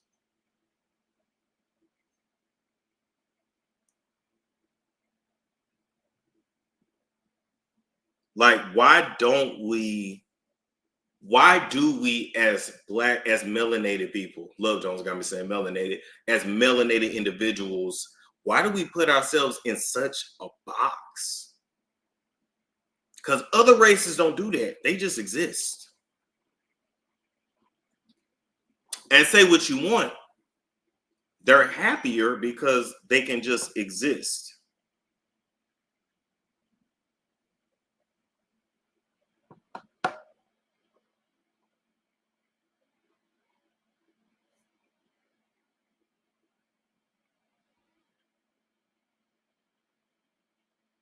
There is nothing wrong with being a square. I didn't say there was, but the problem is there's so much in between. Like we as black people tend to be stuck with like the extremes. There's everything in between.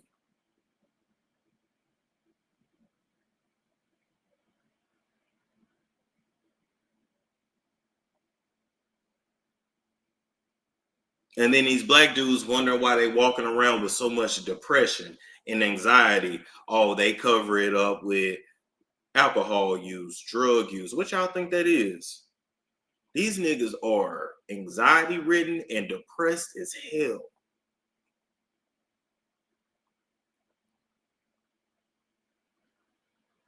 Even think about your average black dude that can't go a weekend without Don Julio, Hennessy. It's like, you always drink? So many black dudes can't function without smoking. You can't function without marijuana? Really? Tattoos all over. That's the biggest red flag. And yes, I know I got tattoos all over too. But that is a red flag. I'll tell you, even for me, when I get a tattoo, it's one of the few times like I actually feel anything. Because normally I walk through life and I'm just numb. Like I laugh and joke, with y'all, but I don't really be feeling much of anything. And y'all know I struggle to make connections with pretty much anybody on an intimate level. So I'm just saying.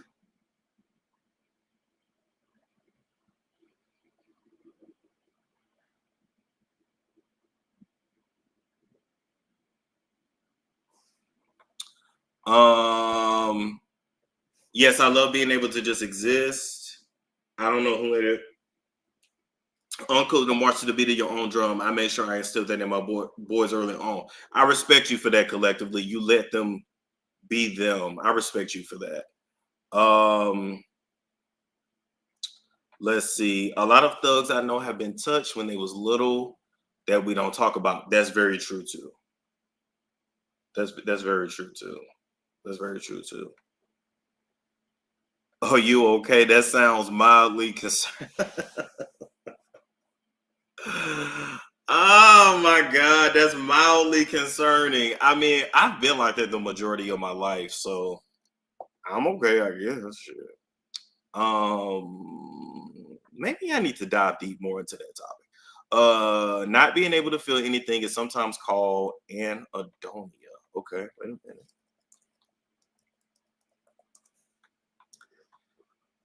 Okay, anhedonia is the inability to experience pleasure or interest in activities that were once enjoyable.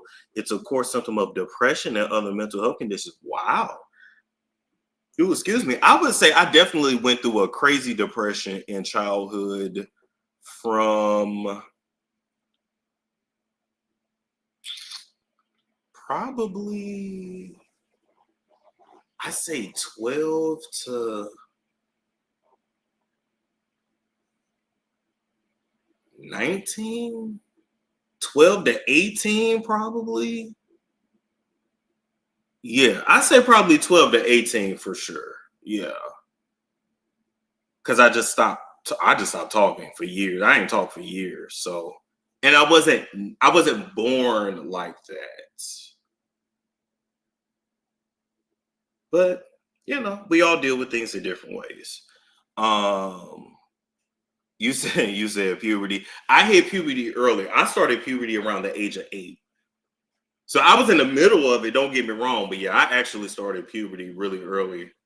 That's part of the reason why I'm short too, because I started puberty so early.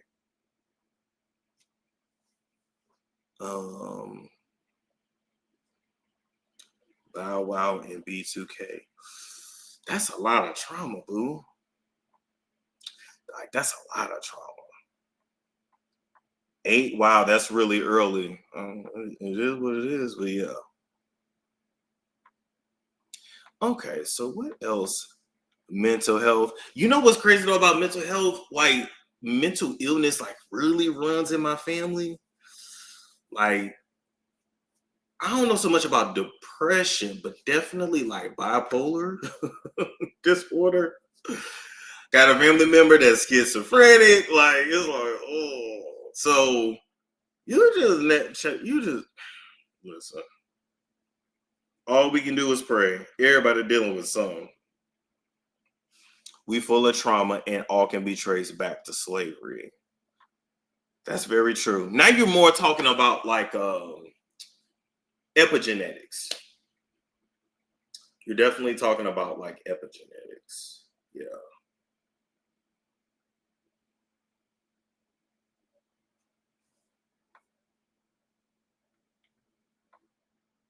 Bipolar is mania and depression. Wow, it's a struggle. Wow. Okay. Anywho, okay, so let's go back to the speaking of depression, let's go back to this Diddy trial.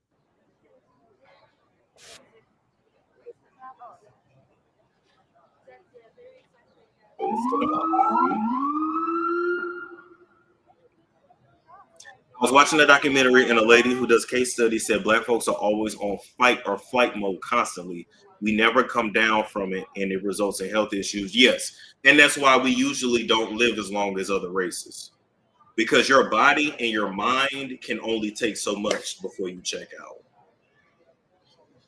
And you either gonna do something to yourself or like your body is just going to check out.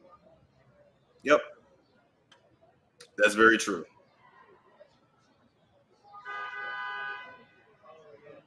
A lot of us are suffering from generational curses. Ooh, that's a good point.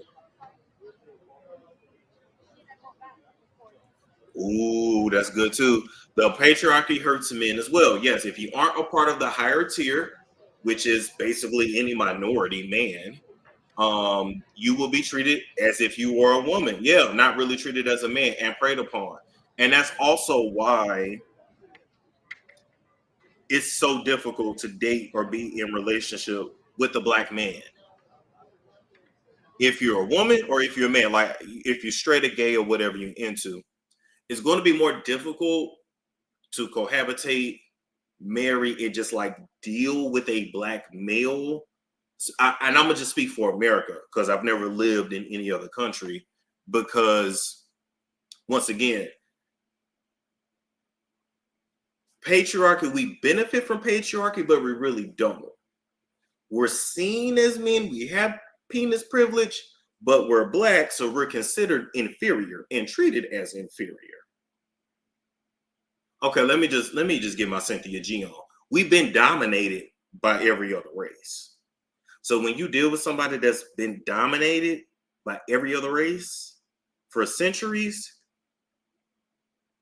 we got to dominate something. So then that's going to be you. It's going to be our wives and our children that we go extra hard on. Extra. You gonna respect me. You gonna obey. You gonna submit.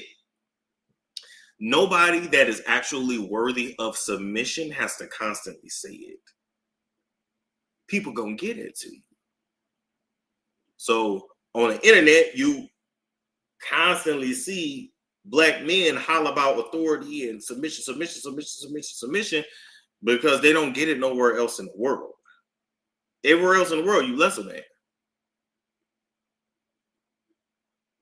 And so any little, as a black man, you go out there, you go out in this world, and if this white cop pull you over, this white man can literally kill you and get away with it. So you have to cower and not be a man to simply live. So any little thing that you take as disrespect from your wife or your kids, you giving them hell, or you leaving the house, or you just beating the dog shit out of them.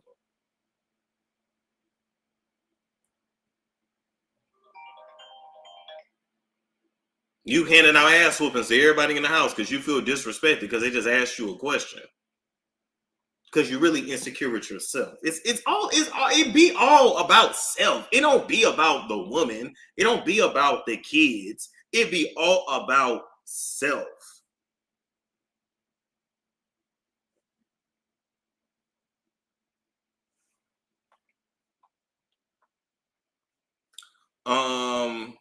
It's technically survival of the fittest. That's true too. Black men have never really tried to assert themselves as real men, which only comes by competing with men. Exactly. And Oporio, like I always say, in order for black men to take back their space as men, if they say we was kings, if we really conquered Spain back in the 1300s or 1200s or 1100s or 1400s or whatever, right? The way men get respect is blood has to be shed. And that's all I can say because we're on YouTube. But marching and begging for another man to respect you, it don't work like that. Asking for respect, it don't work like that. You take that shit. And then if we ever get to the point where we take that shit back, then your woman and your children are gonna naturally respect you. But until then, it ain't gonna happen because basically as a black man in the United States, really around the world, because shit, we conquered over in Africa. Because how the fuck can Chinese people and European people come into Africa and be racist? How can they come into Africa? It ain't even called Africa. It's actually called Ethiopia. The whole thing was actually called Ethiopia. But anyway, how can they come in and tell you what the fuck to do in your land in Africa? Who's not thinking? So anyway, but I'm gonna just say America. As a black man in America, when you ask a black woman to be submissive to you, you're asking her to be submissive to the submissive. You're asking her to be a submissive to the slave. And we don't want to talk about that, but it's true.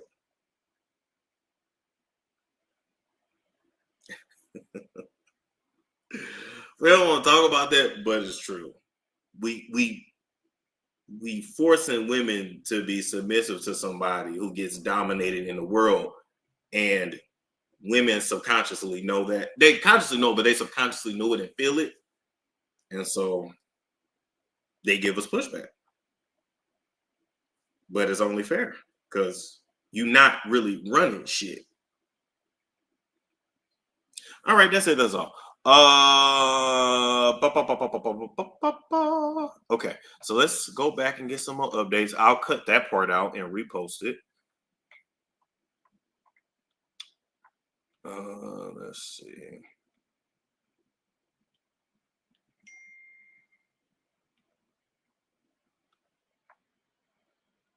All right. Let's go back down.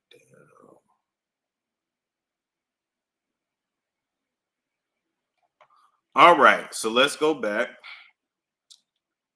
The male dancer said, I went there.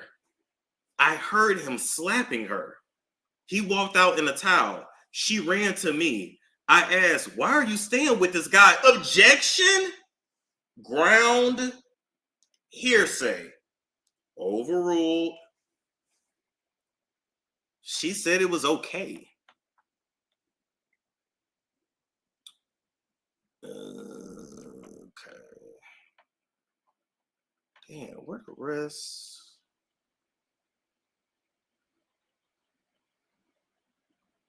Okay, let me go back.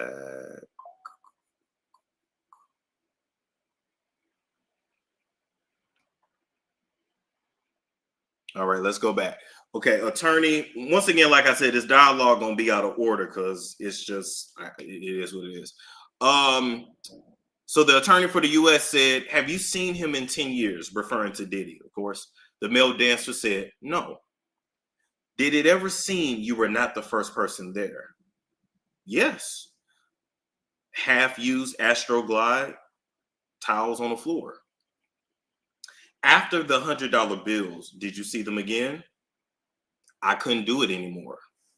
Damn. You know it's bad when the hoe say, you know it's bad when the hoe don't want to hoe no more. Like, damn, you treating this girl so bad, I can't even do this no more. I can't even get hard for this shit. What did you get paid when you couldn't perform? Nothing. But I never asked for money. I was happy to get involved with people with such notoriety. But after I saw Sean Combs hit Cassie, I couldn't do it anymore. What was Mr. Combs saying as he hit Cassie, not met Cassie? He said, bitch, when I tell you to come over, you come over. Wow. I want this in y'all head. He smacked Cassie. Bow! I said, bitch, when I tell you to come over, you come over. That's fucked. I'm sorry. That's fucked up. That's fucked up.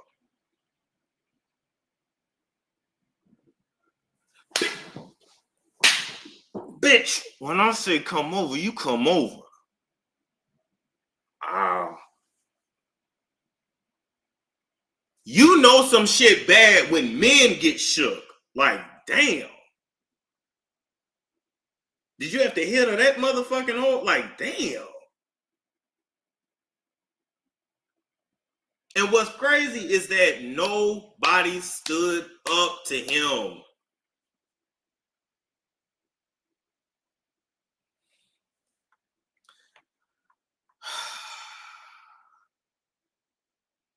Did you intervene? No. I knew that the changes there were bodyguards. Objection! Sustained. What next? Oh, damn, this, I hate this is out of order, but we're gonna make it work. What next? He said, y'all ready to continue? Did you try? I don't recall. Did you see them again? I thought I had developed some sort of friendship with Cassie. I may have been speculating. And then I already read this part. I went there. I heard him slapping her. He walked out in a towel. She ran to me. I asked, why are you staying with this guy? Objection. Ground. Hearsay. Overruled. She said it was okay. Wow. Ooh, this is rough. This is rough. This is rough. Okay, those are the updates we got for now.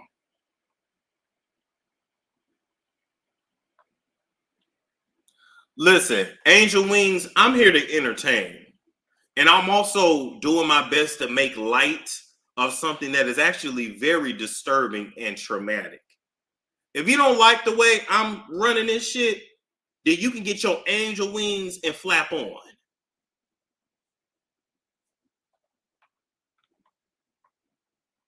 Matter of fact, I can get you up out of here anyway, for real, because shit, you ain't donated shit to be talking shit. If you gonna talk shit, donate. The fuck?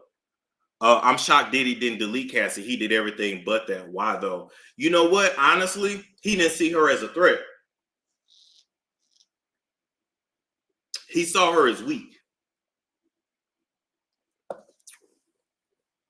He saw her as weak. That's why he didn't delete her. I bet you in his head he wished he had. But he didn't ultimately because he just figured like, oh, you know, whatever. Storm, do you think at some point they're going to make a biopic of Diddy through his life? Oh, yeah. Oh, as a TV series? Oh, yeah. This going to be played on forever and ever and ever. Just like they do OJ, Marilyn Monroe story, Anna Nicole story. Oh, yeah. And I'm auditioning for the movie and the TV series. Matter of fact, I'm probably going to get casted in that shit. I can see myself getting casted in that as like a court reporter, like me being a YouTuber, and they cast me to play like a YouTuber.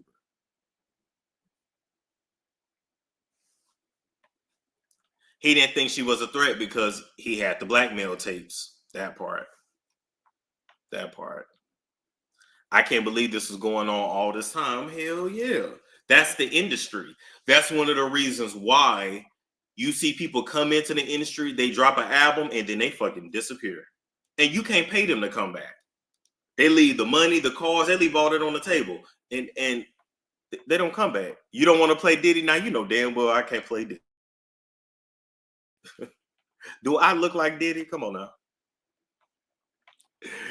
First off, Diddy is a lot taller than me. So that's the issue right there. That's not going to work. He needs somebody that look like him to play him.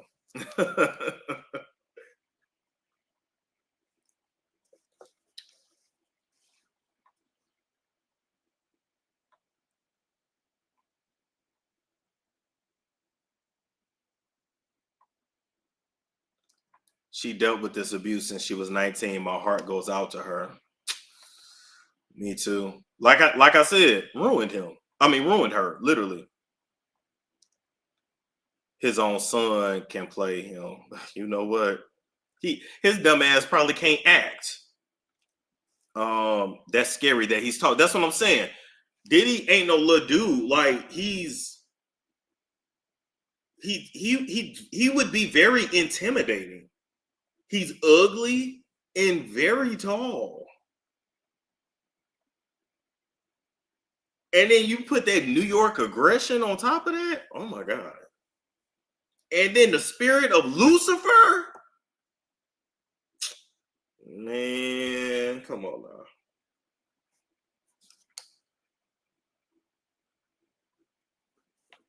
I thought Diddy was 5'8". Nah, but he between 5'10" and 6 foot. I think he's actually 6 feet. And I thought Diddy was about 5'5". No, ma'am. Diddy is tall. Who told y'all Diddy was short? Diddy is tall. And not skinny. He's big. He's a big nigga. He do act like he got little man syndrome, I guess, like the way he's like overly aggressive. But no, that nigga's tall.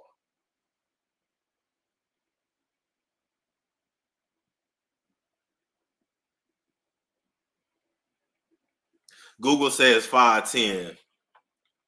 Okay, well then that's still considered tall because that's an inch over average height. But I think he's like 6 feet. Yeah, 5'10" is not that tall, but that's still taller than average. Cause Tupac was 5'9". So you telling me he only 1 inch taller than Tupac?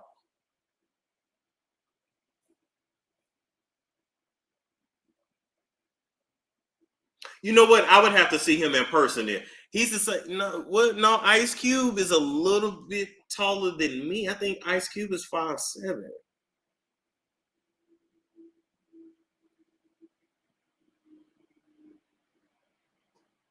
He's as tall as Megan. Oh, okay, so that's 5'10". That's 5'10" then. Okay, so then he's not that tall. Okay, 5'10". Okay.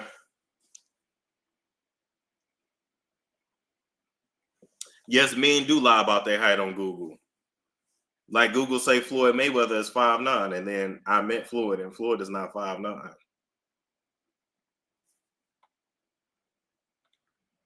Everybody lie about their height. That's just the best way to put it. Everybody, all these men lie about their height.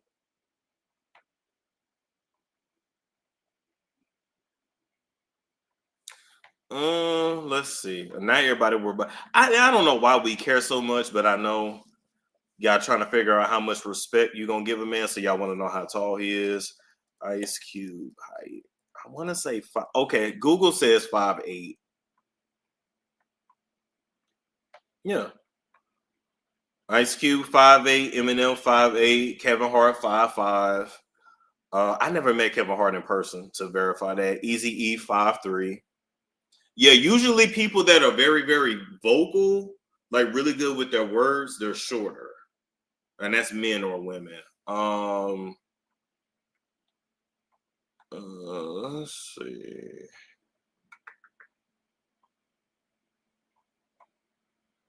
Now Chris Brown is real tall. Usher is not as tall as I would have thought. Usher's about 5'9". Yeah. It is what it is.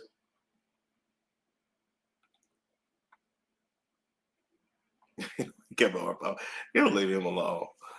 Floyd is definitely 5'6". Well, I met Floyd and we were eye to eye, and I'm 5'6". So I was like, oh, okay, he's about 5'6". Okay. Because I'm just like, we were eye to eye.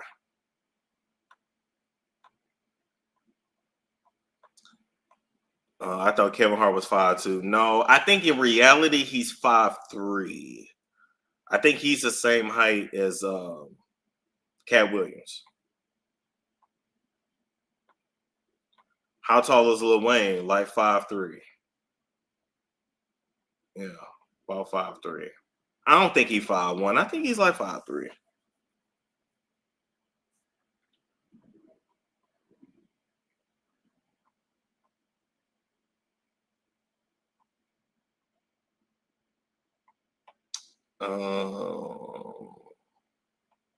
Easy little ass can forever get it. Well, okay, I'm not gonna go there. I know what you mean, but I'm not gonna go there. You definitely look taller than a 5'6". I thought you would be 5'8". Yeah, when people I have friends that literally be like, oh, you're 5'8", right? I'm 5'6". It's just all how you carry. It's just all like how you're built. That's all. if you ever see me in person, I'm not as big as I look on camera, but I just have I have big shoulders. That ain't gonna make you look taller, though.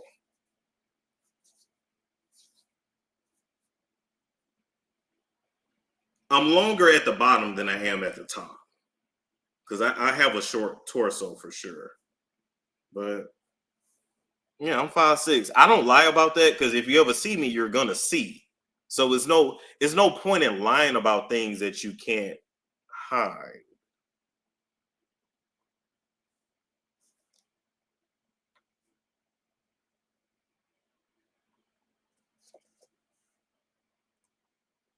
Yeah, you take up space. Yeah, I do. Right? Like I'm not.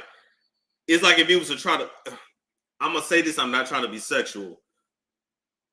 If I get on top of you, you can't just get me off of you. Like if I get on top of you, you gonna feel me. You know, it's just one of them things. But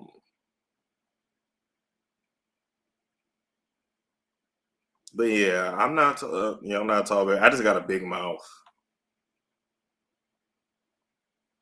Do you wear thick soles? No, they just really be thinking like you 5'8". Like no, baby, I'm 5'6".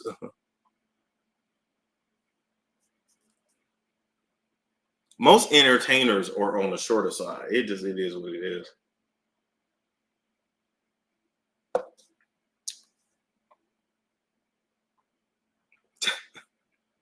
But it's true. If I get on top of you, you gonna feel me, and you can't just get me off of you.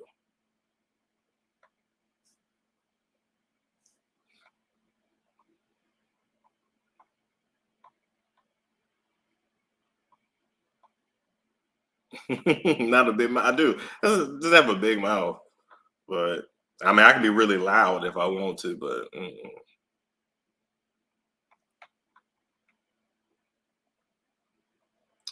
okay. Let's see what we got. Okay, so in court, they just took another break. Let's go back. My hair dry as hell too.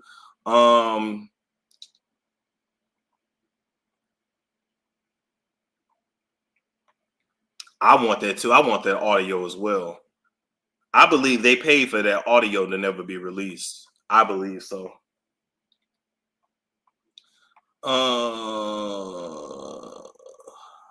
Okay. So they're taking a break right now. The male dancer witness is named Daniel Phillip, not Phillips as it first sounded. It said, "Were you too fat to join the free calls?" Oh my God. Male dancer, his name is Daniel Phillip.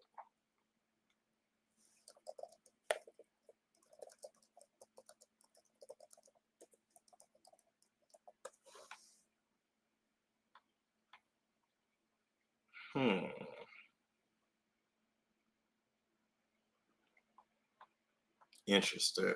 Okay.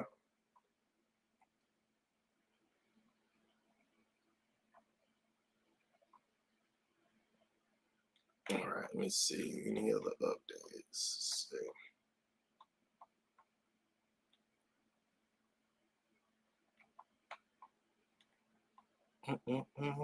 Now, somebody said they saw Misa Hilton going to the courthouse. Okay, they on break. They saw Misa Hilton going to the courthouse with a wheelchair. I mean, with a walker. Where you see that at?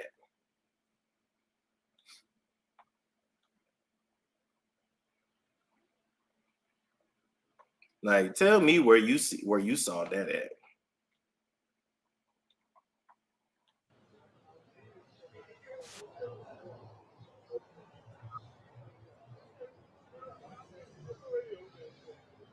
Are y'all for real right now?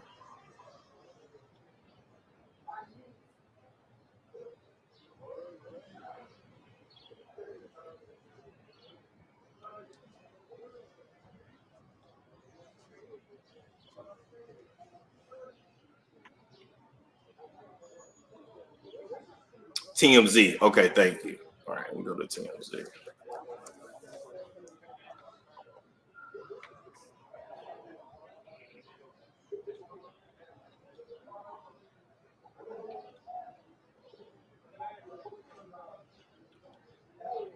Damn, it's a lot going on today.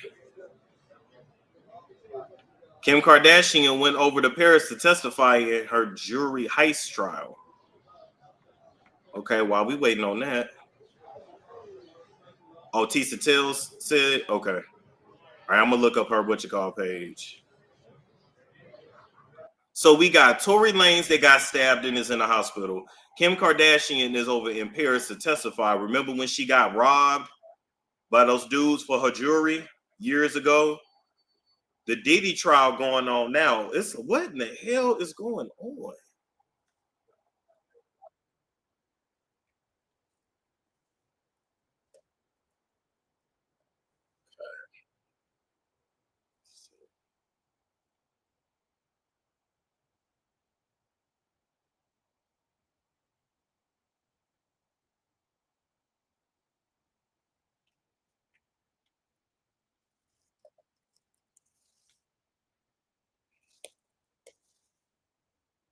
Trying to find it with her going there in that walker.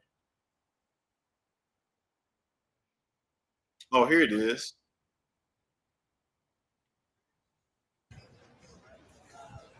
It's TMZ here, sorry. Well, you look great nonetheless. It's good to see you.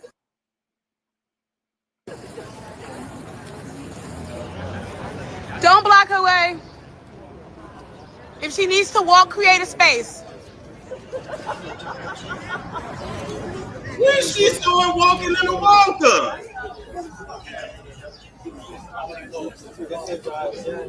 He said, if you don't mind me asking. I gotta give us some more space. Oh, she's trying He to said, if you don't mind me asking, what happened? You look good nonetheless, but is everything okay with you? Well, you look good. It's a poll. It's a poll. What's going on? Give her space. Clear that. She trying to stay her ass out of trouble. She trying to stay her ass out of trouble. You know, Mary J. Is she suing Mary J. Blige or is Mary J. Blige suing her? I forgot which way they went.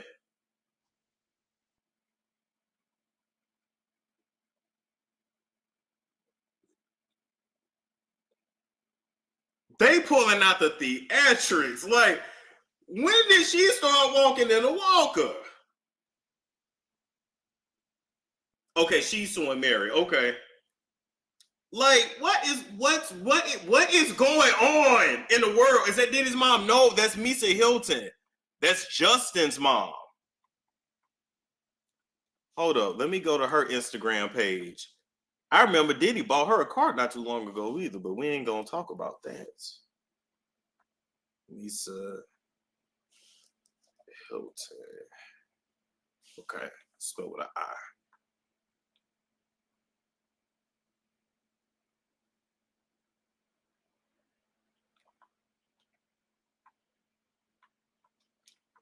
Okay, so she posted this a day ago. A beautiful celebration of the mother and daughter relationship at Fortune and Forks. Okay, she's sitting down though, so I don't see her walker over by her side. I know you motherfucking lie. Cause ain't it when you got a walker? Ain't it like when you got a walker, like you would, even if you're sitting down, you would have it like off to the side?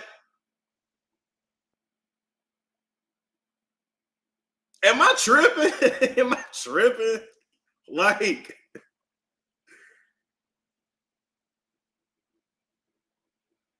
it's supposed to be near. That's what I'm saying. Like, if you on a walker, that shit ain't gonna be way across the room. She's not wearing heels. Okay, fair enough. Oh, okay, good point.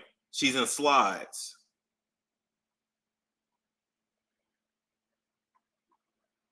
She's in slides. Now wait, let's see what the other lady's wearing.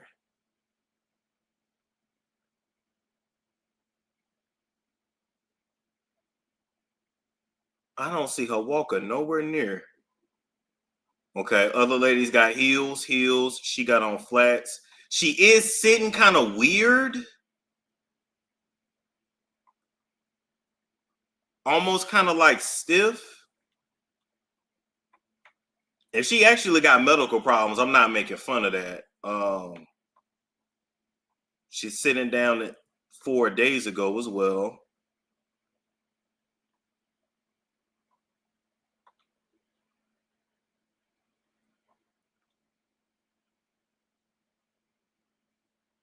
Okay, she's standing right there.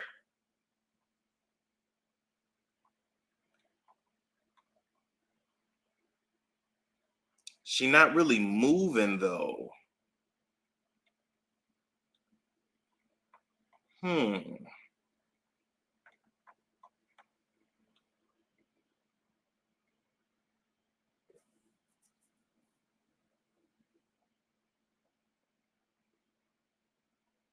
Okay, well maybe something happened. I don't know. I'm gonna look at this video again though.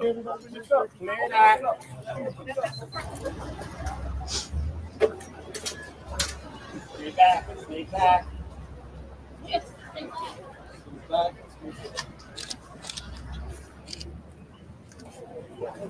Guys, just hold the line. Clear that.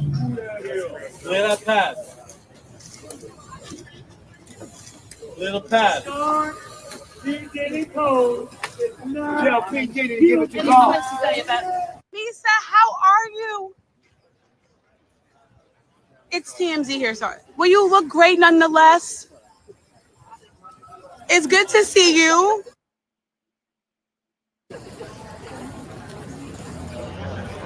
Don't block her way. If she needs to walk, create a space.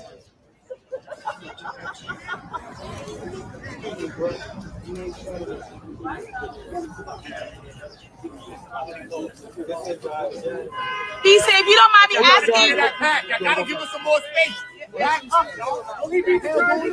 Lisa, if you don't mind me asking, what happened? You look good nonetheless, but is everything okay with you? Well, you look good. There's a poll. There's a poll here. What's going on? And you know what other way can you ask that question? Like you can't be like, Lisa, now you know damn well you don't use no walker. It's one thing to have a cane, but a walker? You should have just rolled your ass up there in a fucking wheelchair if that's the case.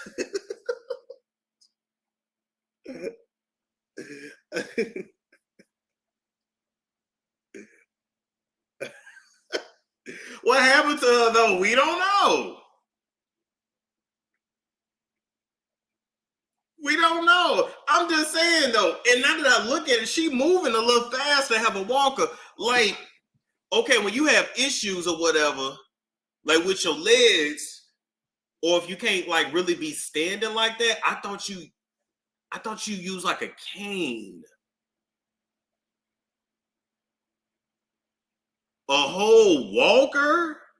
And you know this how? Because I know people that have problems with their legs. I know people that have problems with their legs. But she got a little speed on that walker, though. We wrong as fuck. Let me stop. Well, you know what? Shit, we can't do it no worse than Diddy did it. Shit, one time Diddy beat her ass and stomped her ass up under a car.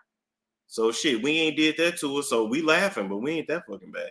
Walkers are for knee problems, okay. Give her space. Clear that. Clear that.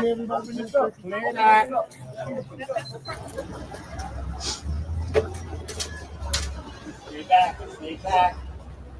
Yes. Stay back.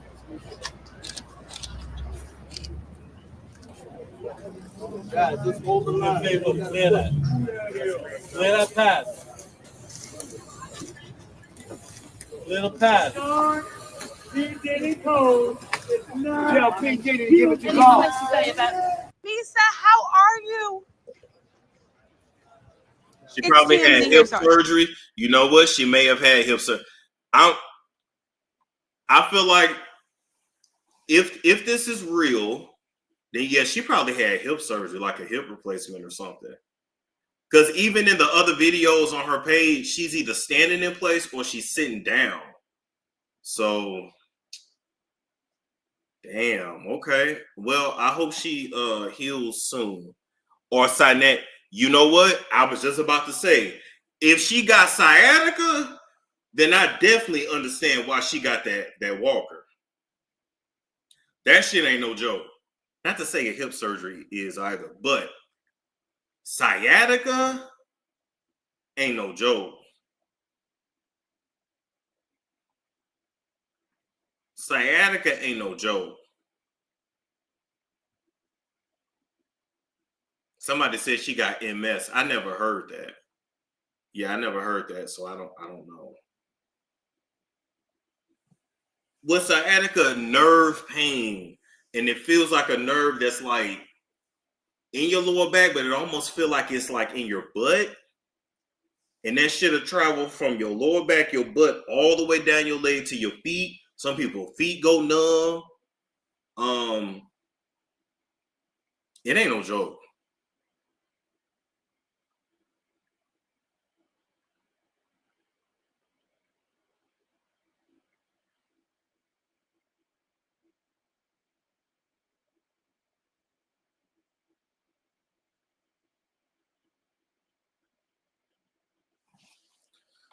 Anyway, damn, that sounds painful. Yeah, it ain't no joke.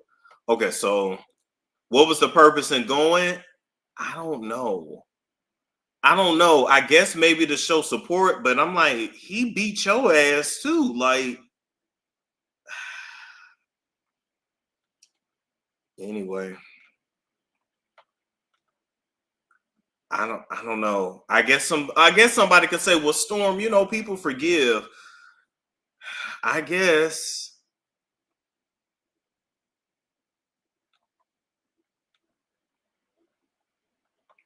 All right, y'all ready for some more dialogue? I've been up here streaming so long, my ass has set up and got hungry.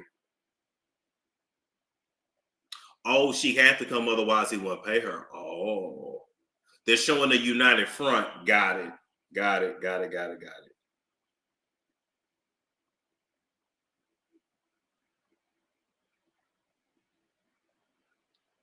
Hold on, let me check this real quick.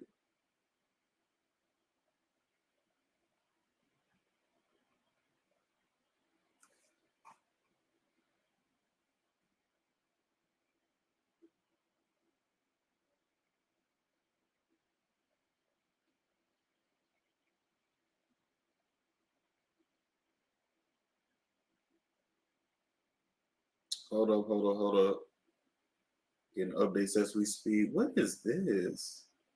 Why is they people going crazy?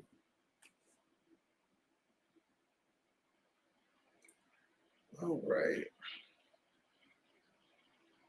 Damn, now Wale's speaking out. Shit. Okay. Anyway, you said we all hungry. I didn't definitely said I got hungry. All right, let's get to it. So this is another one of Combs' attorneys, Donaldson, asking the sex worker, Daniel Phillip, did the company open fake businesses to optimize search results?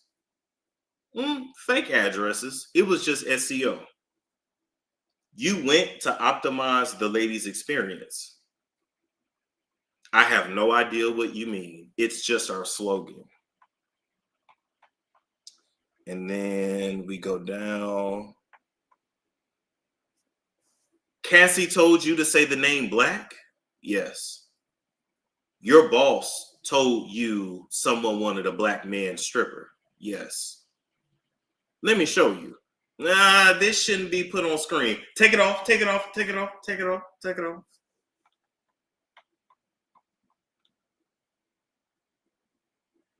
Why somebody put DJ Academics? I cannot trust you hoes on Twitter. Oh my God. Okay, so that's all we got as far as that. Okay. Now let's go to a taco salad sounds so good. Last night I had salmon. I had baked salmon and cucumber, and I love cucumber. A taco. I would need some ground beef or ground turkey. Oh, that sounds so good though. Okay. Damn, I got the lettuce too, and I got the salsa too. Okay, let me go over to Instagram. Okay, hold up. This Wale interview.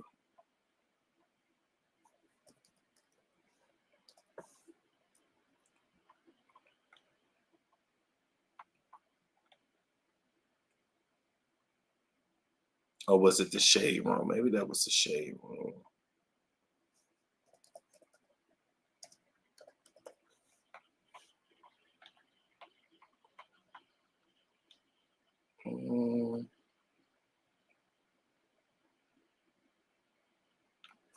Hold up, where the hell did I see this shit? Hold up, y'all.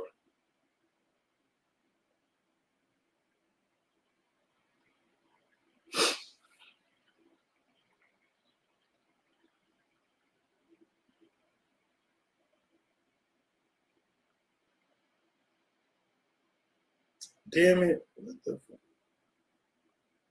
Who was the Jasmine? Did they take that down? What the fuck?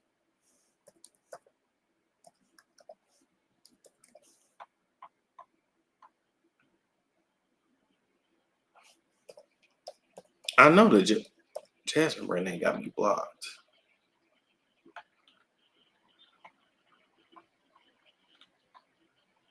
Hold up. Yeah, salmon sounds good too. I don't know if I wanted 2 days in a row.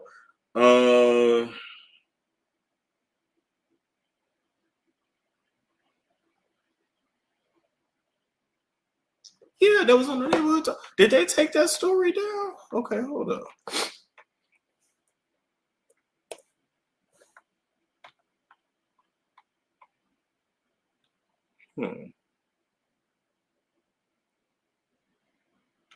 Let me refresh.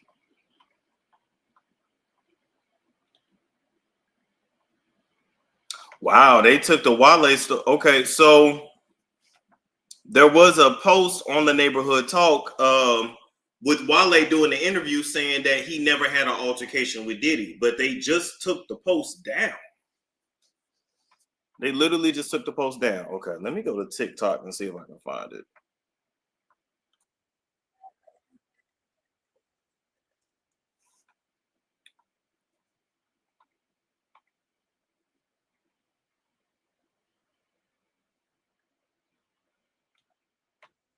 Up in something with the Diddy situation. Why you asking me about that stuff? I was gonna say, to clear it up, you weren't involved in it. I never got in an altercation with them. Yeah. I've never been in an altercation with nobody in the industry. Yeah. I've had close calls, but not him. Definitely, like that. It was made up by somebody who's just trolling, and it just went. Yeah, I know you are, because when they throw people's names in it when you have nothing to do with it, I know that's like. That's a topic to get to go. You know what I'm saying? Like, yeah. Like that's preposterous, man. Your name was brought up in something with the Diddy. Do y'all believe him? That man got the stuttering. His breathing changed. And now that I think about it, that would explain all that damn anxiety that Wale say he got. He might have been paid off too, not to say nothing, but I don't believe that. I believe he's lying. Or you know how, like, okay, let me ask y'all something, because this has even happened with me. Like, I played the game of semantics. You know how, like, somebody can speak on something that happened to you, but it didn't happen the exact way that they said it. So you just say that shit didn't happen. Like, they close, or something happened, or they ain't like got it completely wrong, but they're a little off. And you just be like, that didn't happen. Something happened between Diddy and Wale. Maybe it wasn't him dangling him over a balcony, but something happened. I could see Diddy choking him, choke slamming his head. Like, I could see something like that, like punking him. Let's call it what it is. Punking and intimidation. Oh, he was Tramiel said Diddy was having his way with these niggas. Oh yeah. Beating their ass, beating that pussy up, like.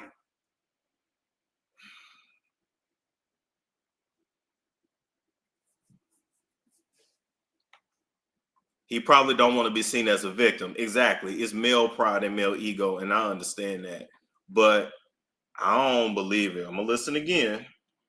Situation. Why are you asking me about that stuff? I was gonna say, to clear it up, you weren't involved in it. I never got in an altercation with that man. Yeah. I've never been in an altercation with nobody in the industry. Yeah. I've had close calls, but not him.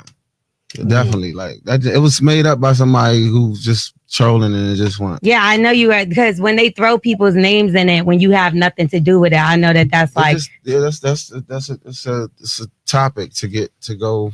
You know what I'm saying? Like that's preposterous, man.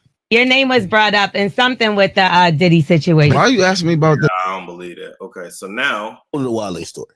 Let's go back to where this Wale story came from. Because this story is so wild. What are your thoughts? And you break the story down. You're in the studio, and Diddy walks in. Oh, I was hearing you tell the story. You didn't realize even at first it was Diddy until afterwards. Explain the story. And I call cap on one particular part. Shy did not act like he was in the bathroom while he was sitting next to you. Shy, say it again. You said Shy was like, yo, when he was telling what it was like, yo, while he was asking Wale, like, yo, what happened? Oh, I wasn't here. While he was right next to you the whole time watching. I don't believe that. I swear to God. Like, what he going? First of all, Wale didn't come straight out the room though. Like, don't you know how I say it happened with Diddy in the water? Wale probably came out an hour later, like, cause his we in the studio. No, start off. So you're in the studio. You walk in. Do you immediately know Cassie? Like, are you knowing the people you're seeing? I don't know her at all. I was prepped on this though to know who she was. Before we got to the studio, we was in a spot. Before we got to the studio, Wale told us, like, it's a girl named Cassie, such and such. Diddy don't really like he overprotective of her. This about any male though, the whole industry, the male industry, anybody, they could be the engineer, anybody. So he prepping us like he don't even really want us around each other, but we making music.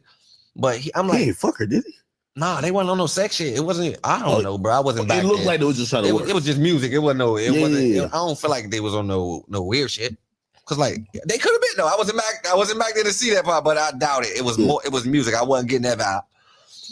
So he told us, and I'm like, why the fuck I'm in my head, I'm like, why the hell would he tell us this before? Like, we just some little ass kids for real, about to go to the studio with y'all. Like, what? So we get in the studio, we chilling, we in there. Wale back there, she back there. I only know this is Cassie because Wale prepped us before we got there. If he'd have said this was Christina Aguilera, I would have been like, all right, the girl's Christina Aguilera. I'm just putting the name with the girl he prepped us on. Yeah. So I see some people come through the door, but it's like we in like a environment like this. If you in here, you in here. Like, you know what I'm saying? Ain't nobody from the outside world. You had to be tapped in to get in here. They come through the door. I just see big ass people, black shirts. I can't really see who beside them, but I know it's a security detail. I'm a security detail myself in my head. So I see I know it's security, but I can't see who it is. He got a head on and they going towards the back. I can't really tell.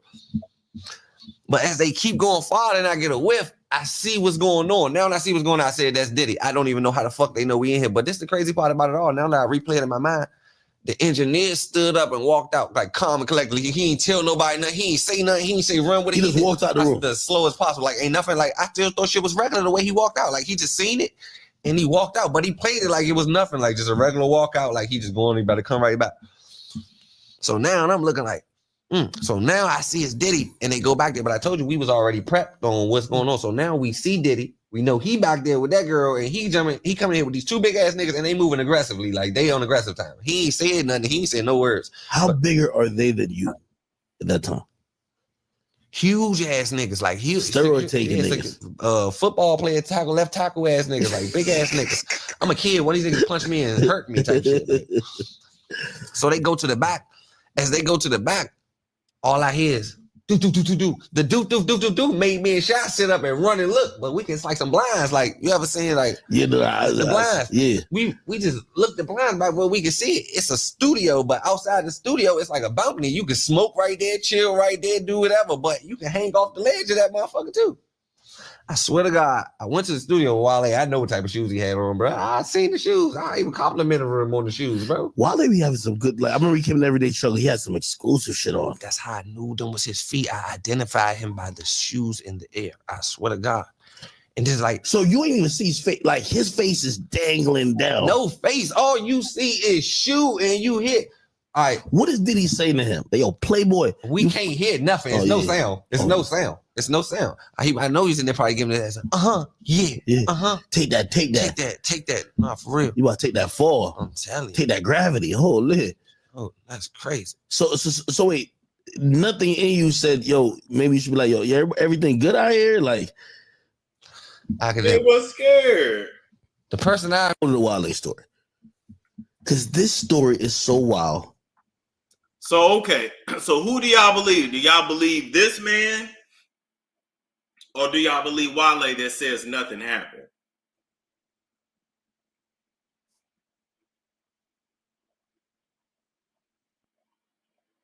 DJ Academics talking about, oh, what did you say? Is everything okay in there? DJ Academics, you know damn well he didn't. He didn't want to get his ass beat next. Come on now.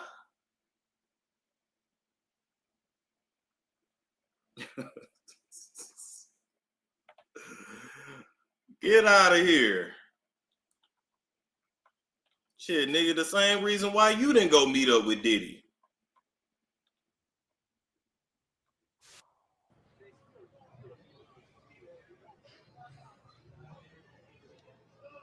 Okay.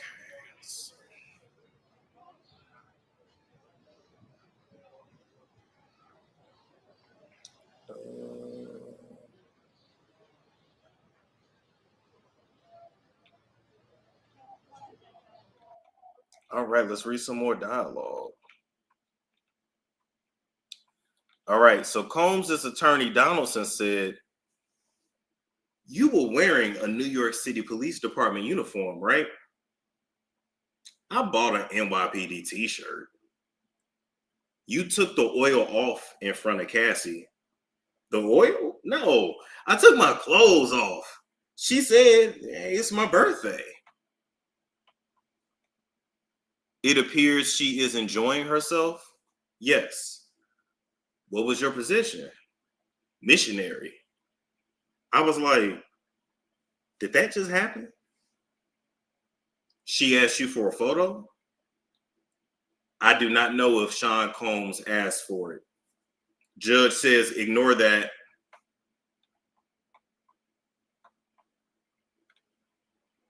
Wow. So apparently shit. Okay, here go another part we missed before. She was wearing a wig? Yes. She handed you money? She handed me $4,000. Damn. Now remember, I got off for $4,000 to get sucked off on camera. It's funny that now they mention that $4,000. And then before I was off for $2,400, and then the person before this got paid $2,300. Damn. Okay, these numbers are consistent. All right. So anyway, so the sex worker said she handed me $4,000 before any oil rubbing. Correct. She had on heels and dark glasses. Where'd the money come from? Her hand. Okay, boom. And then it went into what we just read before. Okay. Wow. So it looked like that day. Rihanna was on her, not Rihanna. Cassie was on her Rihanna.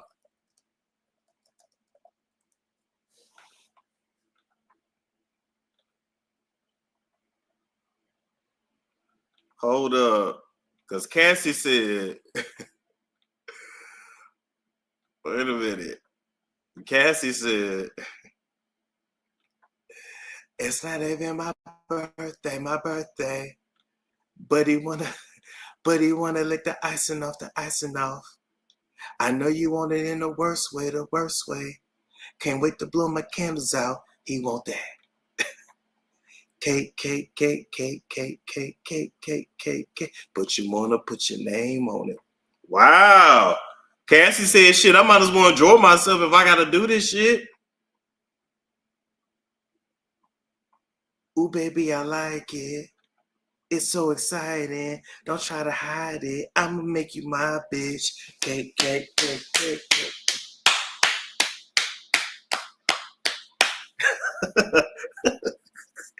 I know you wanna bite this. It's so enticing. Nothing else like this. I'ma make you my bitch.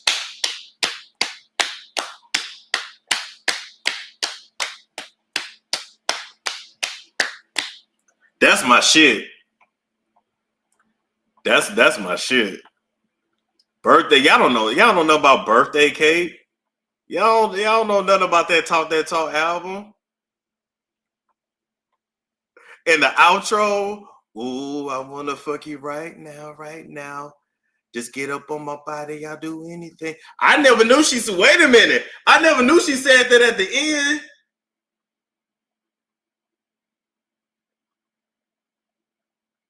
Okay, because verse 2 repeats, and it's not even my birthday, but you want to put your name on it. And it's not even my birthday, and he's trying to put his name on it. Ooh, I want to fuck you right now. Just get up on my body, I'll do anything. Wow, you a nasty lady, Riri. You a nasty woman. I'm just playing with you. You freaky as hell. But we already know that because, I mean, he keep nutting in you. You keep letting that man nut in you, so. All right. Shit, those are our updates for now. Yeah, that song is filthy. Like, filthy. So that lyric you mentioned earlier with Nicki Minaj is wow. That's true. That's true. And Sunny, a tickle bitties.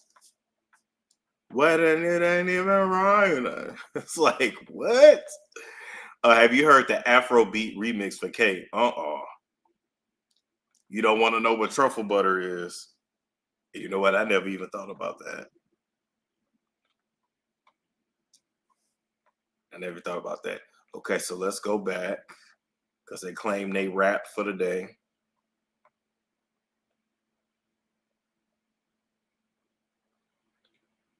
And let me close some of these tabs too. I don't know why my computer want to act funny. Let me close some of these tabs. I'm gonna close this one.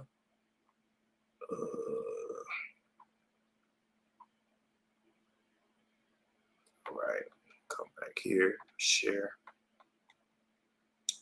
All right. I don't. Where did you hear that it rapped? I haven't heard that.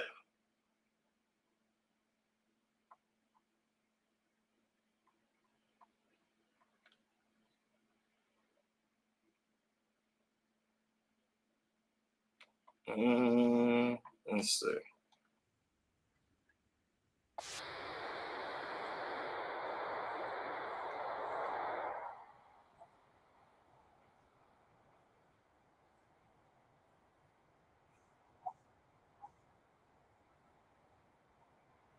I'm on Inner City Press page.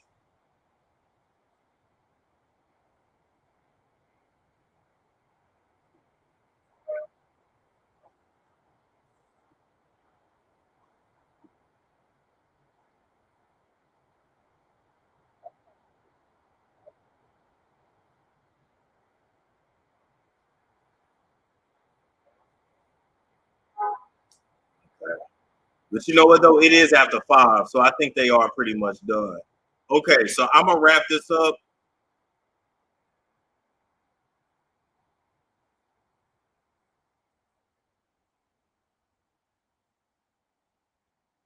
Okay, yeah. I'm gonna wrap. Any final comments? Any final comments? I mean, you know, make sure y'all got y'all subscription to StormMonroeTV.com. StormMonroeTV.com. StormMonroeTV.com. Okay. It's less than a cup of coffee. On Twitter, he said he would see us tomorrow. Okay, cool. I can give me something to eat now. My goodness. We got plenty of scripts up, and we definitely gonna be putting up some more. Oh my God.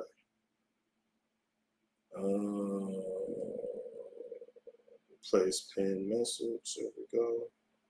Boom, boom, boom. This is definitely gonna be something. I agree. I got to get on there. Already so many subscribers. I know we live in a subscription world now. This industry, thank you.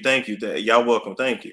The industry wants to keep it covered. They're just the guys for human trafficking. Yep, they will all try to keep this covered up. That's a fact. That's a fact. That's a fact.